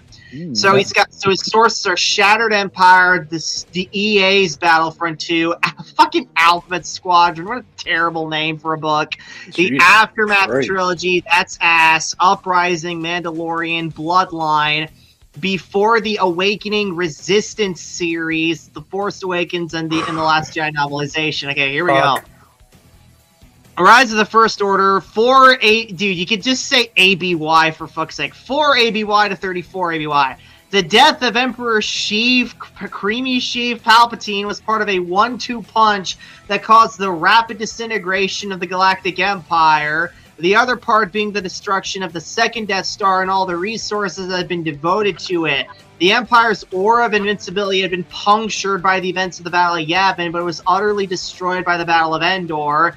The Empire, much like in Legends, was not meant to survive Palpatine's death, and the only person who could save it, Darth Vader, was redeemed by the love of his son. Emperor Palpatine had some sort of plan to follow up his death, the details of which remain nebulous. This was called the Contingency and was implemented by a mixture of droids and hand-picked agents. Wait, what? He said much like Legends, but yeah, like, isn't that when Thrawn came in? Like, he was kind of like the second, maybe not the Emperor's plan, but like he was kind of there as the backup. Like, oh, I gotta get this shit together. And before Thrawn. Yeah, it's more so, John, that like after the Emperor split, there really was no plan. Everyone sort of had like their own ideas on what to do with it afterward, and everyone was basically all like, I should be the leader of the Empire now. And then eventually they all kind of got picked off. Eventually, Thrawn was the last to really get picked off, and then eventually, you know, Pelion came on in and redeemed the whole shebang. But yeah. Was the contingency also mentioned in Mandalorian Season 2? I don't know. But anyways, we'll see. Originally, I was of the view that it was just meant to be a Kark U to the galaxy, and presumably since Vader, since I'm inclined to think that Palpatine assumed if he was ever killed, then it would be at the hands of his apprentice. Since then, it has been shown to be a much more complicated and intricate plan involving the creation of the First Order. It's possible, depending on the events of Episode 9, that it may include Palpatine's resurrection. We'll have to see when it comes out, and oh boy, did we see it when it came out. It was ass. Well, you see, they explained it very clearly in Episode 9. You see, the dark side of the Force is a pathway to something. Yeah. Phase 1 of the contingency was Operation Cinder, with Red Rope Sentinel droids seeking out the most diehard fanatics of the Empire to implement the contingency. These include Admiral Versio, Moff Wraith, and so on. Fleet Admiral Gallius Rax, a de facto Emperor's hand if there ever was one, had a different role in this. Operation Cinder involved weather-altering satellites to be placed in the orbit of thousands of worlds that would eventually cook the population of the planets alive.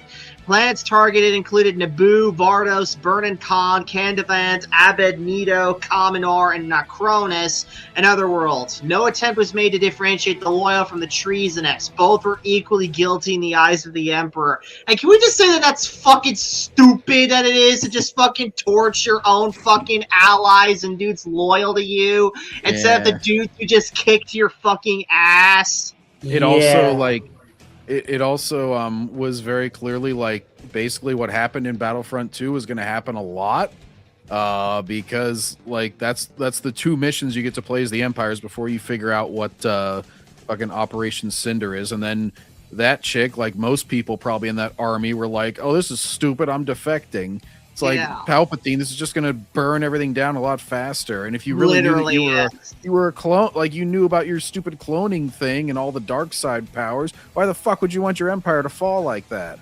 What is the point of eliminating the empire you plan to build all because you're dead? Oh my god, he's taking a shot at it right here. It makes so much less sense now that we know Palpatine was still alive.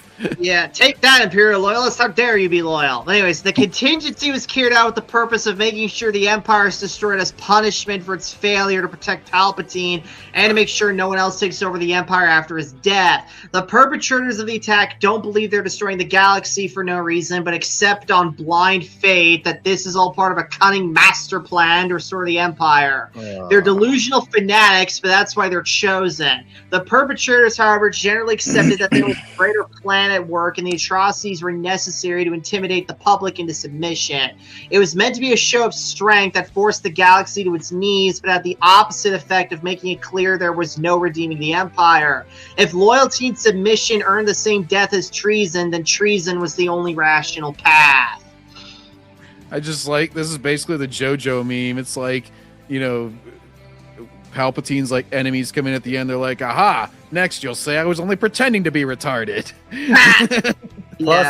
Plus it doesn't make sense because thanks to their crappy Disney Star Wars comics, it showed that Vader knew about Exegol and the entire thing.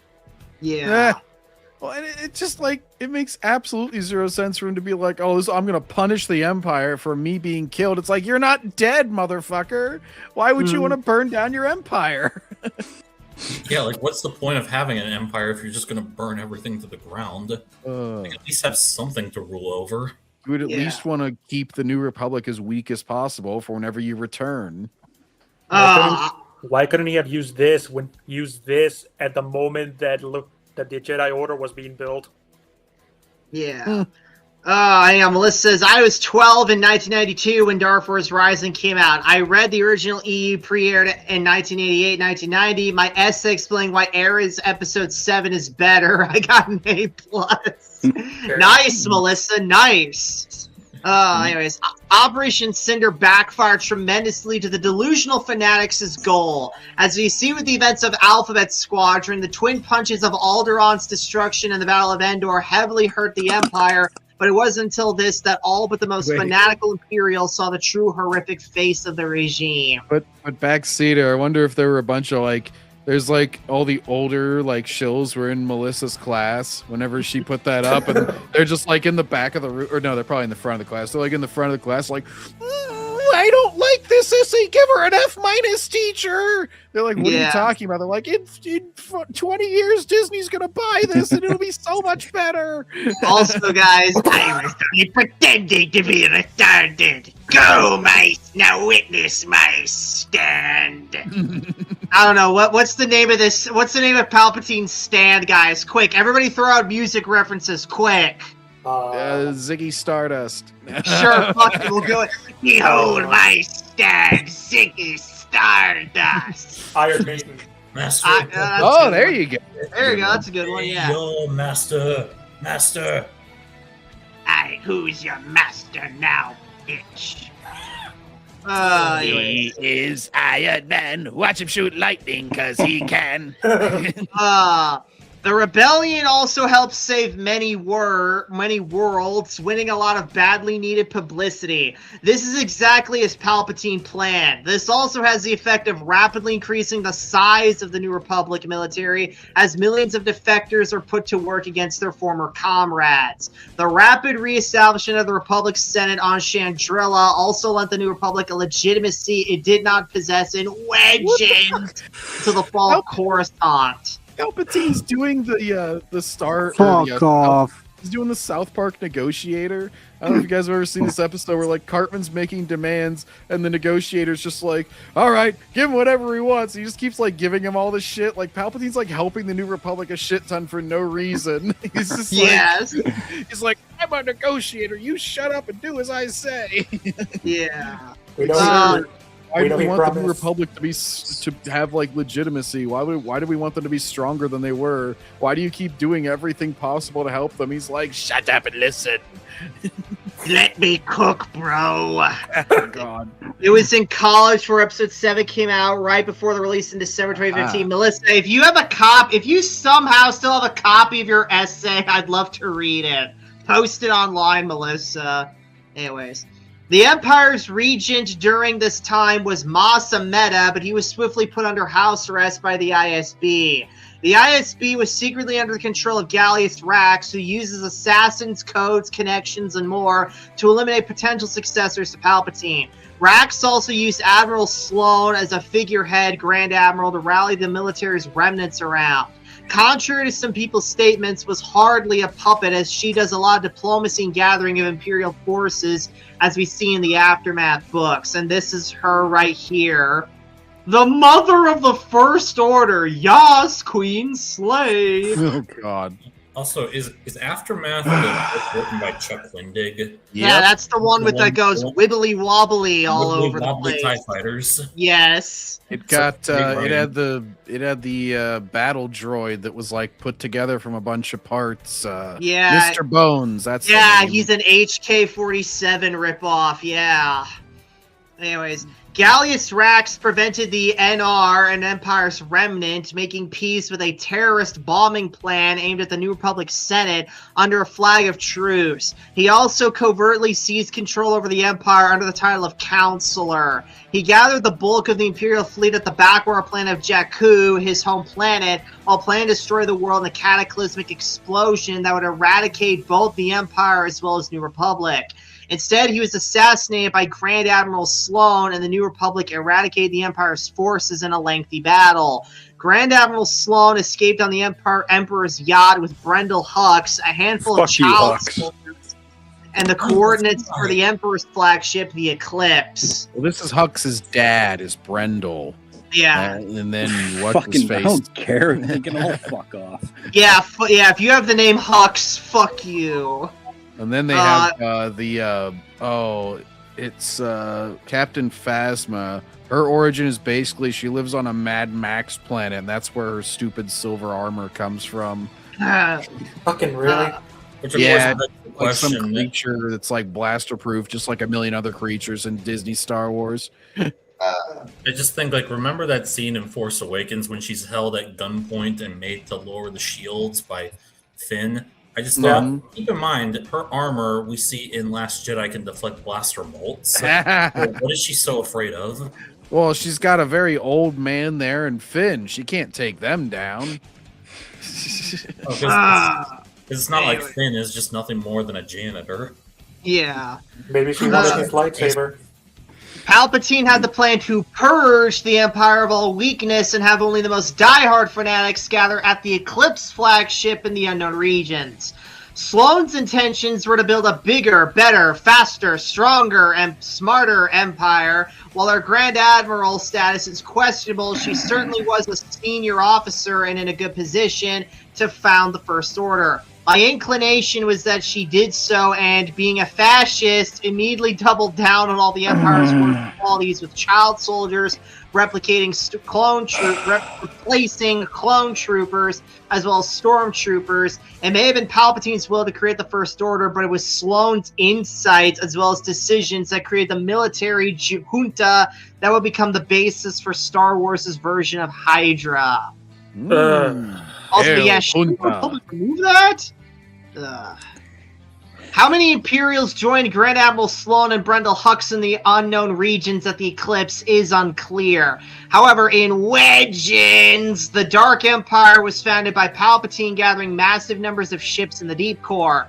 Here it seems to be an answer of enough to conquer and construct a new empire capable of challenging the New Republic. Rebels stated that Thrawn had helped the Emperor chart and conquer the unknown regions, so that means that he'd be building a military reserve here for some time. Mos Amedda was then used by the New Republic to formally surrender the Empire under the terms of the Galactic Concord Act, with most of the Empire's soldiers Concord. Yeah. With most of the Empire soldiers having defectors, the surviving officers are declared war criminals. Conditional pardons are made for non-combatants, and higher-ranked members are put on trial. While Grand Moff Rand escapes Jakku with his fleet, and there are insane events like a pirate fleet with a superstar destroyer, the Galactic Civil War is, for all intents and purposes, over. Mon Mothma promptly demobilized the New Republic military.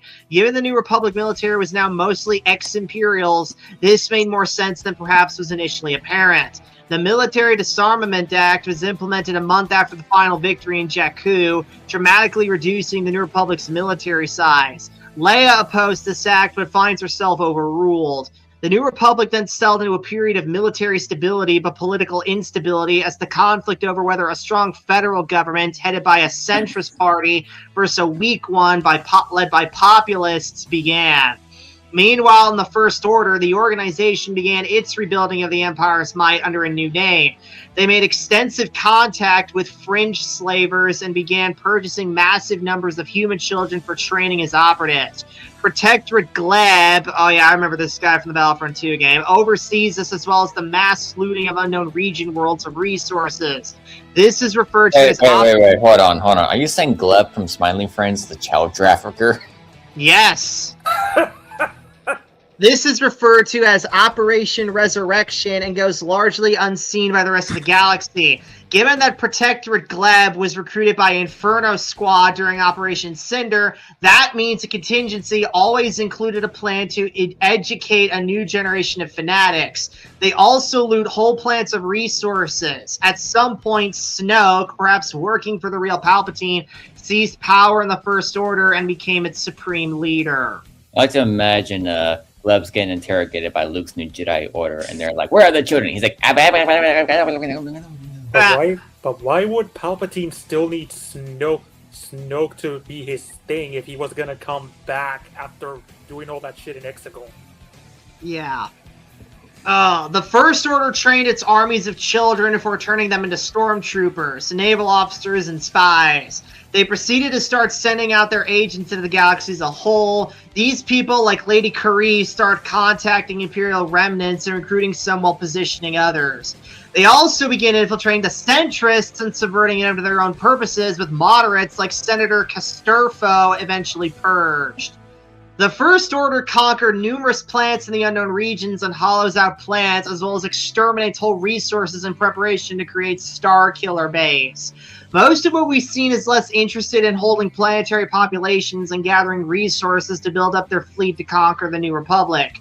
We do see mining facilities and other signs there's a civilian population in the First Order. Not many signs of them, but enough to know they exist. Rather than use the Eclipse, Snoke constructed the Supremacy to be the FO's mobile capital. They also use Kyber crystals in their Star Destroyers, possibly from a hollowed-out Ilum. That makes their weapons almost unstoppable. Kyber crystal-based weapons are put into many of their new and improved brands of Star Destroyers that would violate any treaties the Republic had with the former Empire. Were they aware of the First Order's existence? The centrists successfully succeeded from the New Republic with their new laws. However, it's not actually a very large secession. Maybe about 8 or 9 sectors worth, enough that it's a big deal, but not the end of the New Republic or beginning of the end. Leia's actions may have prevented that from happening. The public First Order is presumably swiftly conquered by the actual First Order. Previously, the Republic was unaware of the First Order, as it is a secret organization as of Bloodline. This is 28 BBY and 28 ABY and fairly close to the timeline of The Force Awakens, meaning the public First Order is a fairly recent creation. Despite not being... How were they able to keep Starkiller Base a secret? They turned an entire planet into a weapon. Oh, actually, I read this fucking book. I remember there was a bunch of stuff that didn't make any sense. Because, like, first of all, it's been, like, all these years since Return of the Jedi, and yet Leia has never told anybody that, like, Darth Vader was her dad. And so, like, that's what basically gets her ostracized from the entire New Republic government. Is they figure out about it and then everybody hates her. And she has to like leave in disgrace and go form the Resistance, which is totally different from the you know, the rebels. Well, Sean, the reason why they did that is because we need to make this new trilogy as much like the old trilogy as possible. But even though our good guys are technically in charge at the moment, we need to make them the underdogs somehow. Reset. That's our most interesting story arc, is just rewind. He helps save the galaxy from the Empire, and yet they kicked her out because Vader was her dad. Yeah. Yep. And the fact that they're called the Resistance. What are you resisting? You're the ones in charge. Oh, because Leia like destroys some dude that was working with the First Order and like exposes his whole operation and everything. And then they're like, well, glad we took care of that. And then it's like there's some evil senator lady from like the core worlds, and she's like, they didn't figure out the super secret stuff behind the secret stuff. That's the real First Order. Ha ha ha ha. What? What? Yeah. Anyways, let's keep going here. Despite not being Imperials, the First Order is forced to sign the Galactic Concord Act. We get some hints in the short stories. The First Order has a lot of credits to spend and use them to buy new technology, buy Senator's allegiance, and keep up with the advance of galactic technology. Snoke made a move to recruit Ben Solo and successfully seduce him to the dark side, with Luke debating killing him, only for Ben to interpret it as an actual assassination attempt.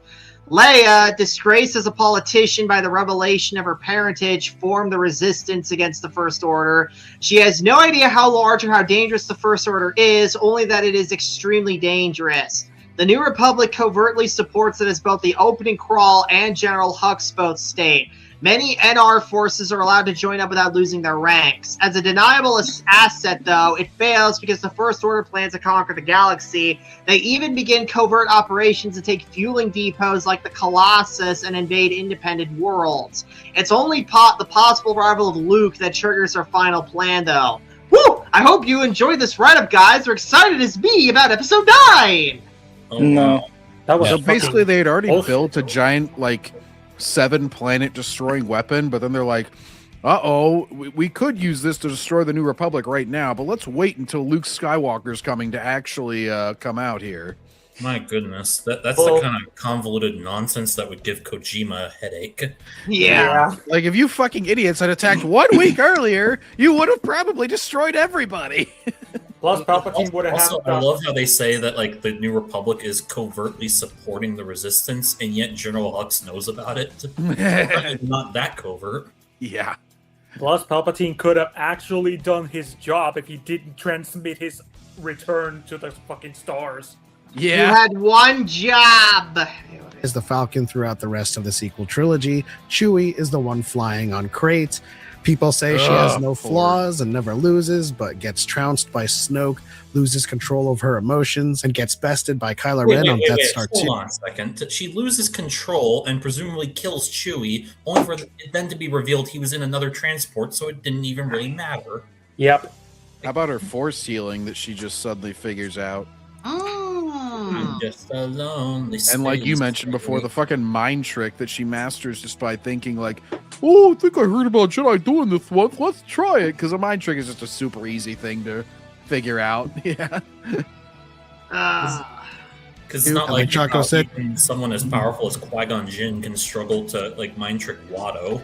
Now, the only some kind of Jedi waving a hand around like that. Well, the only allowance that I'll give that mind trick is that she was doing it. We later discovered on Daniel Craig, and he's a pretty stupid son of a bitch. So he probably would be really easy to mind trick, I guess. So stupid he walked into a missile. Yeah. Also, get a load of this right here. Oh my. What are we calling this? What are we calling Luke's stand here, guys? AC/DC. No, well, that's already taken, Rick. Anything with like Paladin in there or something? I'm trying to think of a band. Oh, it's got a little halos. So anything with like Creed. Creed? It's religious. Halo. Maybe Skywalker. Creed. Yeah, that's his fucking special move there. Anyways. Looks like he's fucking disco dancing or some shit. Yeah. That's his joke posting in general, Briscoe. Come on. Briscoe, have you never seen JoJo? What the hell? No, I've never seen JoJo, no. Oh my god, Briscoe. It's literally the meme of, is that a JoJo reference? Yeah. Anyways. But even after all the training she has with Leia, Yoda's literally hundreds of years different and is a grandmaster. Just like the lightsaber choreography argument, it just doesn't. That's it, guys. We're starting a new Backseat Boys series where Briscoe reviews JoJo's Bizarre Adventure. Hold up. Y'all are fabricating Thanks for asking issues if Briscoe agreed to that or not. complain about these days, and it's not a useful personality trait. Stop being dumb. Stop making these arguments. Yeah, why don't you take some of your own advice there, No, fucking you Element. stop being dumb and you stop sucking Disney's dick off.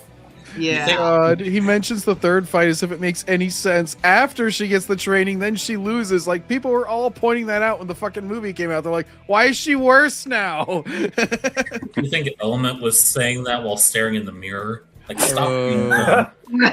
No, Element was the meme where it's like, you know, you go out there and you be the dumbest son of a bitch on the internet you can be. He's like Are staring we in sure the mirror when he Element says has it. a mirror? I mean, I think that thing would shatter once you like looked at it. It was shattered. He was just Yeah. trying to look for one of the pieces, you know. Ooh, All turbo right. attacks. Look at that. More anime. Yeah. One more Element video and then we'll call it a day. So this video is making the rounds in YouTube Shorts again.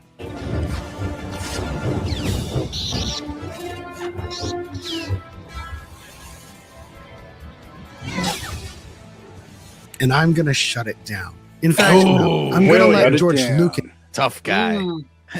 Yeah, tough guy right here. When shut this it guy down walks himself. up to you and says, I'm going to shut you down. I bet you piss your pants, don't you? I'm gonna shut you down. I'm coming in with a hot take. One that's so hot it will burn all my calories. It'll give me another mole every time that I fail in a video. Let me get another bowl, and I'm gonna name it Mo. Oh, God. Moly. You go nice with the others, Flo, Harry, and Larry. Fucking Moly Damon. Moly Damon. Melissa, please tell me you've seen JoJo's Bizarre Adventure. Come on. Melissa's Wondering even why played this the vi- Yakuza games. Damn. It was called Explaining to Star Wars Tourists because the fandom has been infiltrated by a bunch of tourists. I And agree I with use that part. term- I agree with that. Element. Fucking you, dumbass. Yeah. Caution, because I'm not a gatekeeper. In fact, this channel and our He's a community. gatekeeper. Yeah, he's a fucking gatekeeper. We're very accepting. As long as you consume the slop without question, then I will not gatekeep you. He welcomes new fans, old fans, and every fan of Star Wars. It doesn't matter how much you know about the lore or where you're starting out in Star Wars. What about if you don't what like movies something? you like? Unless Shut you up, hate, but unless you're the you kind hate of the person sequels. that if someone was to say they don't like the sequel trilogy, you'd wish death upon them. Like you're totally a gatekeeper.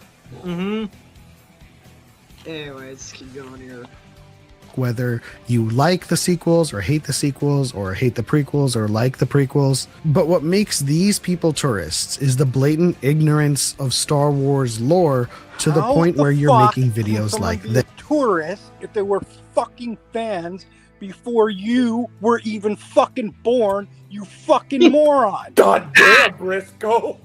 Yeah, damn, Briscoe. Anyways. Yes. Like I said, this community is welcoming to all Star Wars fans, no matter if you're new or old. But if you're going to make videos like these, you better have your receipts. Now, this video asks They the literally are question. showing footage from the movies. It doesn't How matter. much more of a receipt can you get? It doesn't matter. He needs to kiss. He needs to kiss that Ray pussy. Yeah, and keep in mind, it's not even like they're like making any like big ass claims like, oh, this contradicts the lore or anything like that. They're just saying like the quality of lightsaber fights went down. Like the fuck, bro. They don't know the fucking lore because they're fucking Christ's sake, retards. it's just peering knife. They had better choreography, and they actually had trained professionals train the actors or either take the roles himself. I mean, Ray Park was really much of an accomplished swordsman before he got the role for Maul.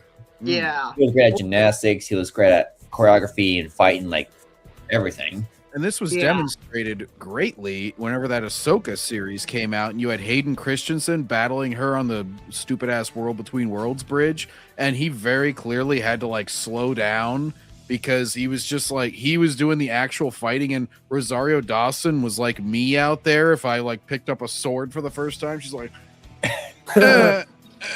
Hayden Christensen's like, like, keep in mind, it isn't no dig at Rosario, but she's relatively older than any of the actresses in Hollywood right now, and even she said to me during our Zoom meeting that learning martial arts at her age was a little difficult. So really, anytime they had to do action, they had to go relatively light on her. Wait a minute, Evan, you were in a Zoom call with Rosario?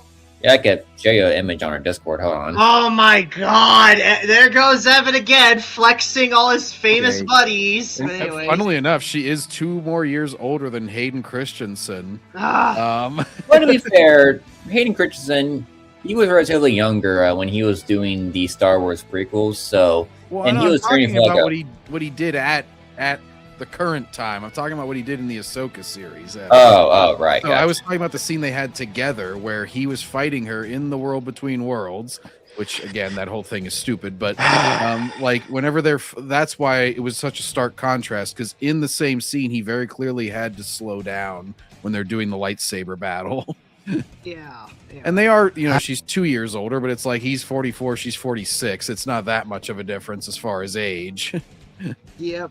All right, Backseater, look on general. All right. God damn it! Fuck. General Discord, you are a photographic one. What are your list of contacts, Lizard Man? Go from this to that. And if you really cared about Star Wars, you'd know exactly why we went from prequel choreography to the sequels. And I'm going to include the original trilogy in this conversation because it's convenient. Don't forget the dialogue too. All these idiots like to make fun of prequel dialogue. It's like, remember in the Ahsoka series, whenever he was Hayden Christensen, I guarantee you he cringed way more at these lines where he's like, live or die, that's the choice. It's like, wow, what a potent lesson. They really went deep with that one. She was live or die. In her 40s needed to learn that lesson. Yeah, Ahsoka's like, oh geez, I guess I want to live. Yeah. That this video excludes the original trilogy from this scrutiny. It's convenient that they chose the slowest part of the Death Star 2 fight, because this looks very much like swinging a baseball bat, which is a comment that you'll see on a lot of these videos. But there is an in-universe... That is extremely selective footage. That's like right at the end whenever he's beating down Vader, whenever he's about to like chop his fucking arm off. Yeah. Plus is the original trilogy. Of course it's going to be out of that. Yeah, and the Obi-Wan, the initial one from A New Hope, like a lot of that was stilted because they literally couldn't move because I think the lightsabers were plugged in, like they couldn't have them like basically stand alone at that point. Yeah. This was before they could figure out they could put batteries in the hilts. Well, it was the 70s. They probably didn't have batteries good enough. They probably had like big ass batteries, but it only lasted like 12 minutes. Yeah, they have to have like this massive chunk on the end of the lightsaber as they're trying to swing it. Alec Guinness is like, it's too heavy. He like falls over backwards. That's probably a big reason why the choreography in the new movies feels so clumsy, is because they're using much heavier props for the lightsabers because they want to like do that little effect where like the blade is glowing off of their faces, and as a result, they have a harder time moving it, whereas in the prequels they were just using like little plastic sticks. And I even remember whenever they were coming out, they're like, we gotta treat these like they're broadswords, basically. Like they're supposed to be these super heavy things. That's why not everybody can wield them. I'm like, doesn't make any fucking sense. They're made of plasma. Yeah, exactly. The thing about lightsabers is the blade doesn't have any mass. It's just light. So unlike a sword where you gotta balance out the hilt with the blade, with a lightsaber, you gotta just balance the hilt. Also, what's that in the background. Oh, that's Spinal's theme right there. This is why it really doesn't make His any original sense. theme in Killer Instinct. Yeah. See, Evan knows Killer Instinct. Hey, there you go. Backseat Of course, I New York, Florida man am about the it. only guy in my main group on Discord who actually gives a shit about Killer Instinct. Everyone else I know either hasn't heard of it or actively hates it. Yeah, I'm not a big fighting game guy. I pretty much only play Mortal Kombat stories and Dragon Ball Fighter Z just because it was Dragon John, Ball. I'm telling you, the story from the 3D era is better. I'm telling you, man. Anyways. Yeah, I haven't really played those. They need to remaster that shit. Make it available. Come on. Yeah, Make a get killing. on to another realm. Anyways. They're George Lucas. When you're done fucking around with Injustice 3, just remaster the 3D era games already. Yes, please. Wanted to have the lightsaber fights become faster. Oh, and Shaolin Monks. I want that one because that was fun co-op. Yeah, it was. More intense as Luke became more proficient in the art of sword fighting. Then when we moved to the... That's way more movement than the fucking... than the sequel ones. Like, Luke was doing some twirling. He was hitting shit. Indeed. Where there were Jedi in their full flower and fighting as they were in the past, well-trained Jedi. Then we had to make the sword fights much, much faster, much more sophisticated, and much more aggressive in terms of the way they're fought. The fights become actually much more ferocious in, say, the ones in episode 4, 5, and 6. Basically, what George is saying is that the prequel Jedi represented classically trained Jedi and Sith. Their martial superiority had to be portrayed differently from Luke in the originals and from those who trained under Luke in the sequels. Because by this time, only a few... No! Luke looks better in episode 6. Literally the clip that he's showing right here, it's way faster, way more fluid. And Luke has been training a lot of these guys, including Kylo Ren, for years in the sequels. So Luke... Fucking George's clip there actually makes the sequels make less sense because he actually has been training people. Like, it might make sense for Rey, but Kylo Ren should be fucking fluid and going and flowing through different forms and shit because he was trained by Luke. Yeah, and exactly. And in The Force Awakens, Finn should have had a better chance against Kylo than Rey did because he's a stormtrooper technically. But the fact that and he clearly had melee training because the fucking traitor guy, fought him in melee and was even better than him. So, Finn wouldn't have had much chance against Phasma. But, it's like he clearly had some sort of melee riot kind of gear training in his unit. And even from a basic storytelling perspective, wouldn't it be a lot more effective if at the end of Force Awakens, like Rey is like shoved into the tree and made unconscious, Finn has his little fight and he loses, and then immediately after he loses, that's when the world splits. So it's like, they got to be saved by plot convenience. Kind of like, not by plot convenience, but like they got to be saved in a way that makes sense in the story, like Luke was in him. Like everybody's always like, oh, you're such a sexist for like thinking that Rey couldn't do this. It's like literally Luke got his ass kicked by Vader. As soon as Vader started using two hands, he kicked Luke's ass. Like as soon as Vader gets nicked in the shoulder, he's like, oh, fuck you.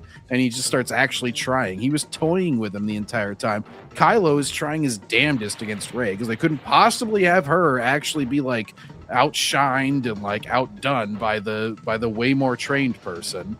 She just has to immediately be level with him. Yeah, and exactly. And he was is injured.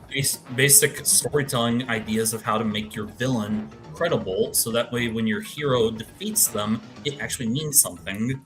Mm-hmm. Even the first Captain America movie had a similar situation where they both have the super soldier serum whenever he first encounters Red Skull. And Captain America kind of gets like beaten back a little bit. He's like, whoa, what's going on with this guy? Like clearly Red Skull is better trained.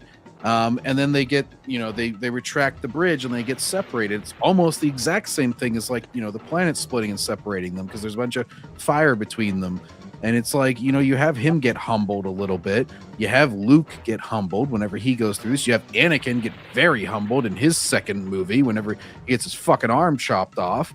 And Luke gets his hand chopped off, obviously, but God forbid, nope. Rey just she's got to kick ass and just be separate. It's like, oh, you got away from me, Kylo, by plot convenience. Mm-hmm. Anyways, keep going here. It's fishing. Surviving Jedi have had that classical training. Ahsoka, Cal, Kanan, to name a few. Everyone else had to learn on their own, or under Luke, who similarly had to learn from Jedi texts and without any hands-on training. To perpetuate this notion that they are purposefully slowing down fight choreography just because is utterly stupid. And if you buy into this crap, you never cared about Star Wars and never cared to know George Lucas's artistic intent what about behind it. Ahsoka? Because she was classically trained by fucking Anakin in the Jedi Temple, and yet they had to slow shit down for her in the live-action show. And just keep in mind that Ahsoka is technically an Ataru expert, which means she should be like very fast and athletic, and she looks all slow and clumsy. All right, Mom. Anyways. There's Mom's feeder. Yay! This is choreography under Disney. Why isn't this slow? Because it's the High Republic, and these That looked Jedi like are of a shit. similar. Who cares? All these fucking characters fucking suck. And also, I just gotta remind everyone, in this fight, Kymir insta-kills 3 knights, but he struggles against a Padawan. Yeah, fucking Jackie has to be like Mary Sue until she finally gets 3-hole punched by him. Oh, John, you forget. Jackie was name. portrayed by X-23. You know, after puberty and all that, but still. By the way, check out that actress's, what's her name? Daphne Keane. Daphne Keane. Yeah, check out Daphne Keane's Instagram. I'd be up for an X-23 movie just based on that. It is kind of weird watching her be a little girl in the Old Man Logan movie, and then hearing her years later interview calling Liam Neeson daddy. Hey, whatever. She's 21 now. I'm only talking about pictures after she was old enough. Well, I would hope so. Yeah. Martial prowess as the prequel Jedi. Stop being dumb. It's not a useful personality trait. So the I next will time you see a watching Kymir acting like he's Roman Reigns in that one shot is pretty funny. Superman punch! Why does this fucking guy look like such a fucking goof? Which one? Yes, both of them, Evan. Why do both of these guys look like goofs? But the guy with the red lightsaber in particular. Yeah, He looks, Kylo he Ren. looks like so fucking. That just looks so bad. I will say the mask is kind of neat at the first glance, but the more you stare at it, the more you realize it looks like something from a really bad analog horror. Dude, I can't take it seriously after they had Amandla Stenberg put it on at the end of the one episode and be like, It's like one of those I can't very take tight short masks. sleeves That, seriously. it reminds me of one of those really tight ski masks or bondage masks that you put over your face during a Lingerich photo shoot. and the fact that they had to put the smile on it, it's like, why are you Smilo Ren? Stop it. A smile just like mine! A smile just like mine! I'm gonna ignite my lightsaber for literally no reason, just because I can. And I'm Just gonna like Maul at the end of Solo. Heyo. Anyways. Sport like this, you know why we I went don't from remember- this. I don't know how accurate this is or not, but if I remember correctly, the test audience that they got for watching Solo didn't recognize Darth Maul at the very end there, so that's why they had him ignite his lightsaber. So they don't make the connection. Oh, that's the guy from the Phantom Menace. The guy got cut in half. How is he still alive? Yeah, I thought he died. I got better. Yeah. It's only You were supposed to be dead. I got better. You're supposed to be Because dead. they Am I not? represent and symbolize very different eras in Jedi training. It would be dumb if Luke and any Jedi training under Luke without any classical training would have the same skill set as those trained in the prequel era and before that. They don't have access to the Jedi Order, the Jedi Temple, the Battle Masters, the duelists. The sacred None Jedi of that texts. exists. Did he never use those when he was fucking teaching them? Kylo does have access to all that. Rey does not. And also, yeah, Kylo is basically taught by Palpatine because Snoke was a fucking Palpatine clone, as we learn. And then Luke had A sacred Jedi text. as he always says, and he also like demonstrated far more in Episode 6, so he could at least teach what he clearly knew by the way, he learned from Obi-Wan and Yoda. Like, Obi-Wan briefly, fine, I'll grant you. But like Yoda, between episodes 5 and 6, he could go back there. Like, he had enough. Even in the A New Hope audio drama, they throw out references to the 7 forms because Obi-Wan is telling him like position 1, position 2 when teaching him how to wield the lightsaber. Well, and then he's got Obi-Wan's Force Ghost, like, post episode 6. So, like, what the fuck was he doing all this time? It just makes Luke seem like a lazy ass. He's, I don't really feel like it whenever they're trying to teach him forms. Well, the thing is, as bad as Obi-Wan is, No, I don't really feel like it. as bad as Obi-Wan is for neglecting that, he's not as bad as Anakin. Because at least, like, because with Anakin, it's like, Anakin, why are you focusing so much on Ahsoka and not your own son? Oh, right. Oh, yeah, the fucking Anakin Force Ghost appearing to Ahsoka. It's like, your son's still alive and he's in the galaxy that matters. How the fuck are you even appearing in another galaxy? Is the Vong established? It's like, is the Force even there? Hey, Luke, maybe don't go into your nephew's tent and try to kill him. That's kind of a bad idea. Yeah. Anyways, keep going. I call Luke a YouTube Jedi because he learned from secondhand information. Much like you see Ahsoka replaying a holo of Anakin demonstrating. There's a lot of YouTubers who are really good lightsaber choreographers. Yeah, really. That's kind of funny because it's like they basically learned from movies, aka the Star Wars trilogy, like the original trilogy, and they did far better. Like that dude from the initial one from years ago, like early YouTube, the guy that was twirling the lightsaber and shit, like comedically, the fat dude. Even he'd be better than the fucking sequel choreography. We got Devil saying, fucking shit, fuck! This guy's the embodiment of retarded! Yeah. I am retarded incarnate. You cannot defeat me. Form 4. 1. He's amazing. I've watched these recordings to help me with my own saber training. Obviously, Ahsoka has classical training, so she brings that with her. But anyone learning from these holos, Really? Tell that to her live action series. texts, don't have someone to demonstrate in person and to give them hands-on training. These are dumb arguments. Stop making them.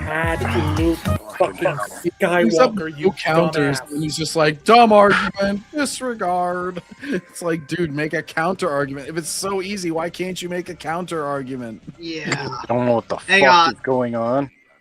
Alright, guys. We'll do 2 more things and then we'll log off. First, Lord Master Chris wants us to check out this video here. Here we go. Oh, there you go. Yay.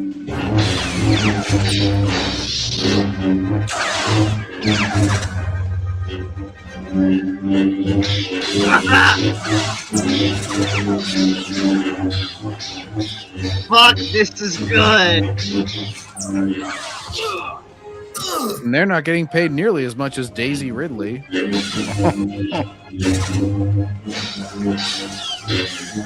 find your lack of audience disturbing. Fuck, this goes hard.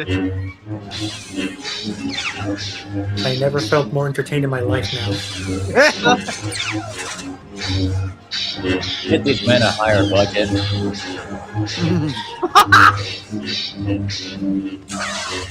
Get that man a shield. I mean a budget. Holy fuck. Wah, wah, wah, wah. It's like a dance. That's like poetry and rhymes.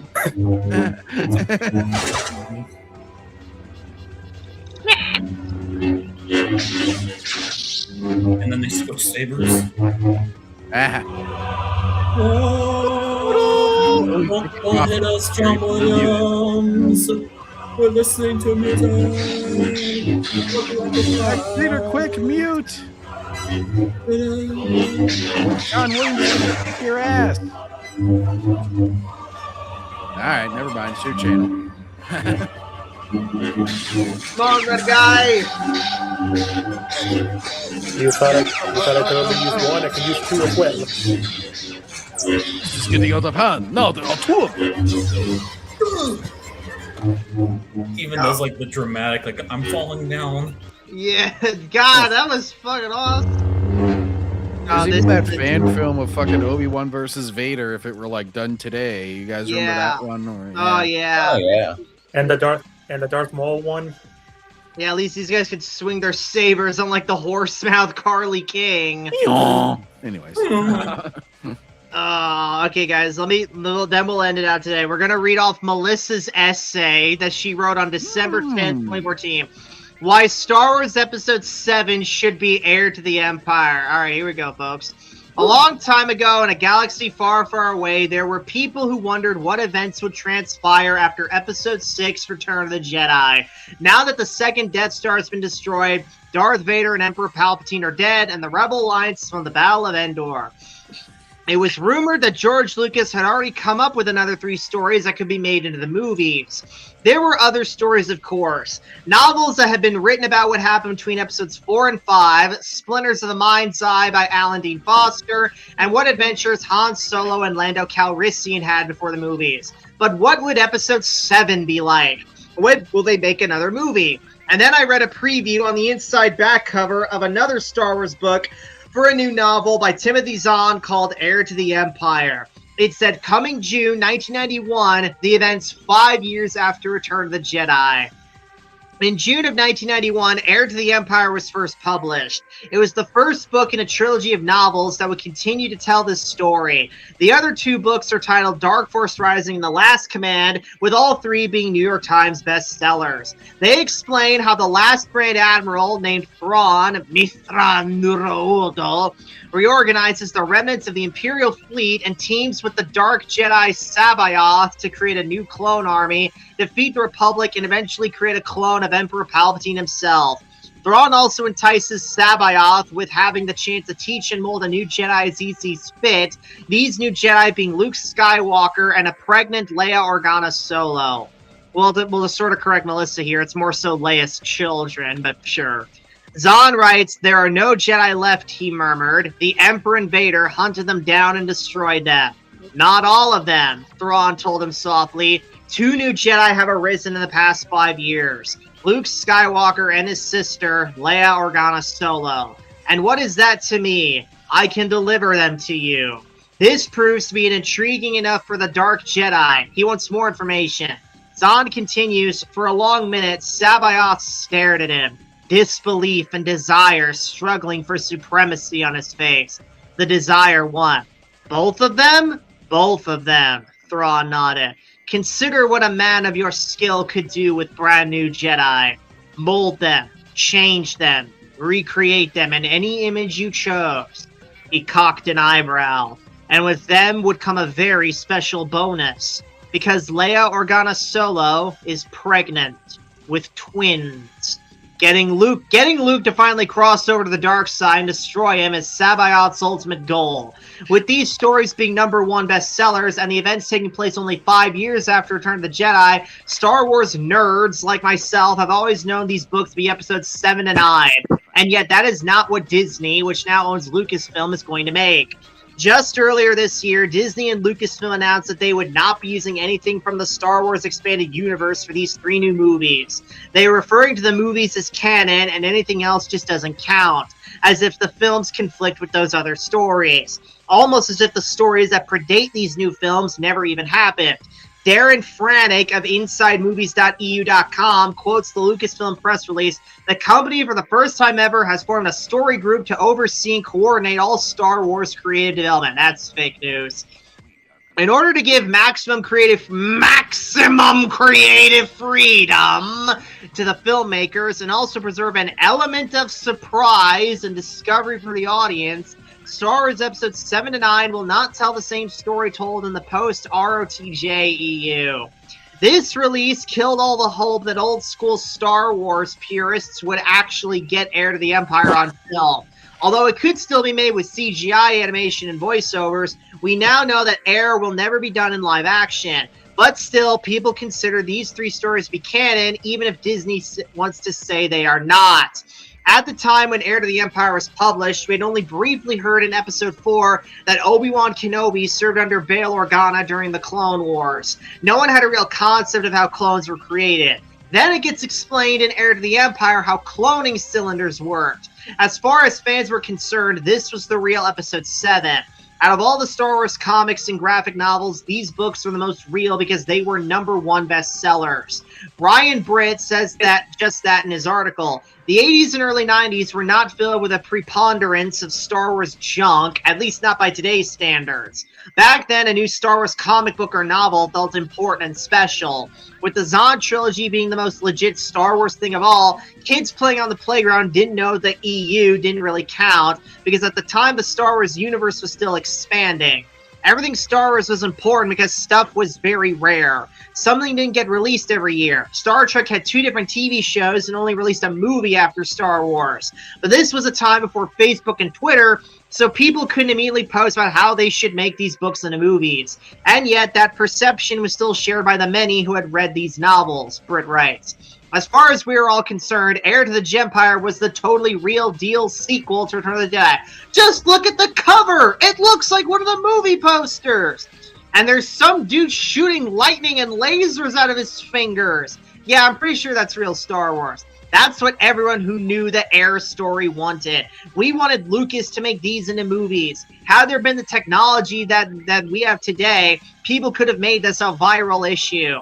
What Lucasfilm is doing with this new movie is an unknown commodity. Those that have not read Zod's novels will say that it's good that it's something new that nobody knows about, but even though I know the outcome, I would still like to see Heir to the Empire as a movie. They have the best story that anyone could come up with, and yet they are letting J.J. Abrams go ahead and make the movie he wants. Meanwhile, we sit here and pray that they don't screw this movie up. Well, they did. After seeing the trailer, I think it will be a decent movie. Oh, how wrong we were, Melissa. Unfortunate. But still, I won't be able to help comparing it to Heir after I watch it. I got our sources right there, and there we fucking go. Good essay for this again. Proud of you. Well, I'm gonna read Heir to the Empire now. Yeah. Alright guys, well that's going to be all it for today. So if you guys enjoyed the stream, please give it a thumbs up, comment below to the obvious, subscribe for more videos like this, and we'll see you guys next time in the backseat. Take care!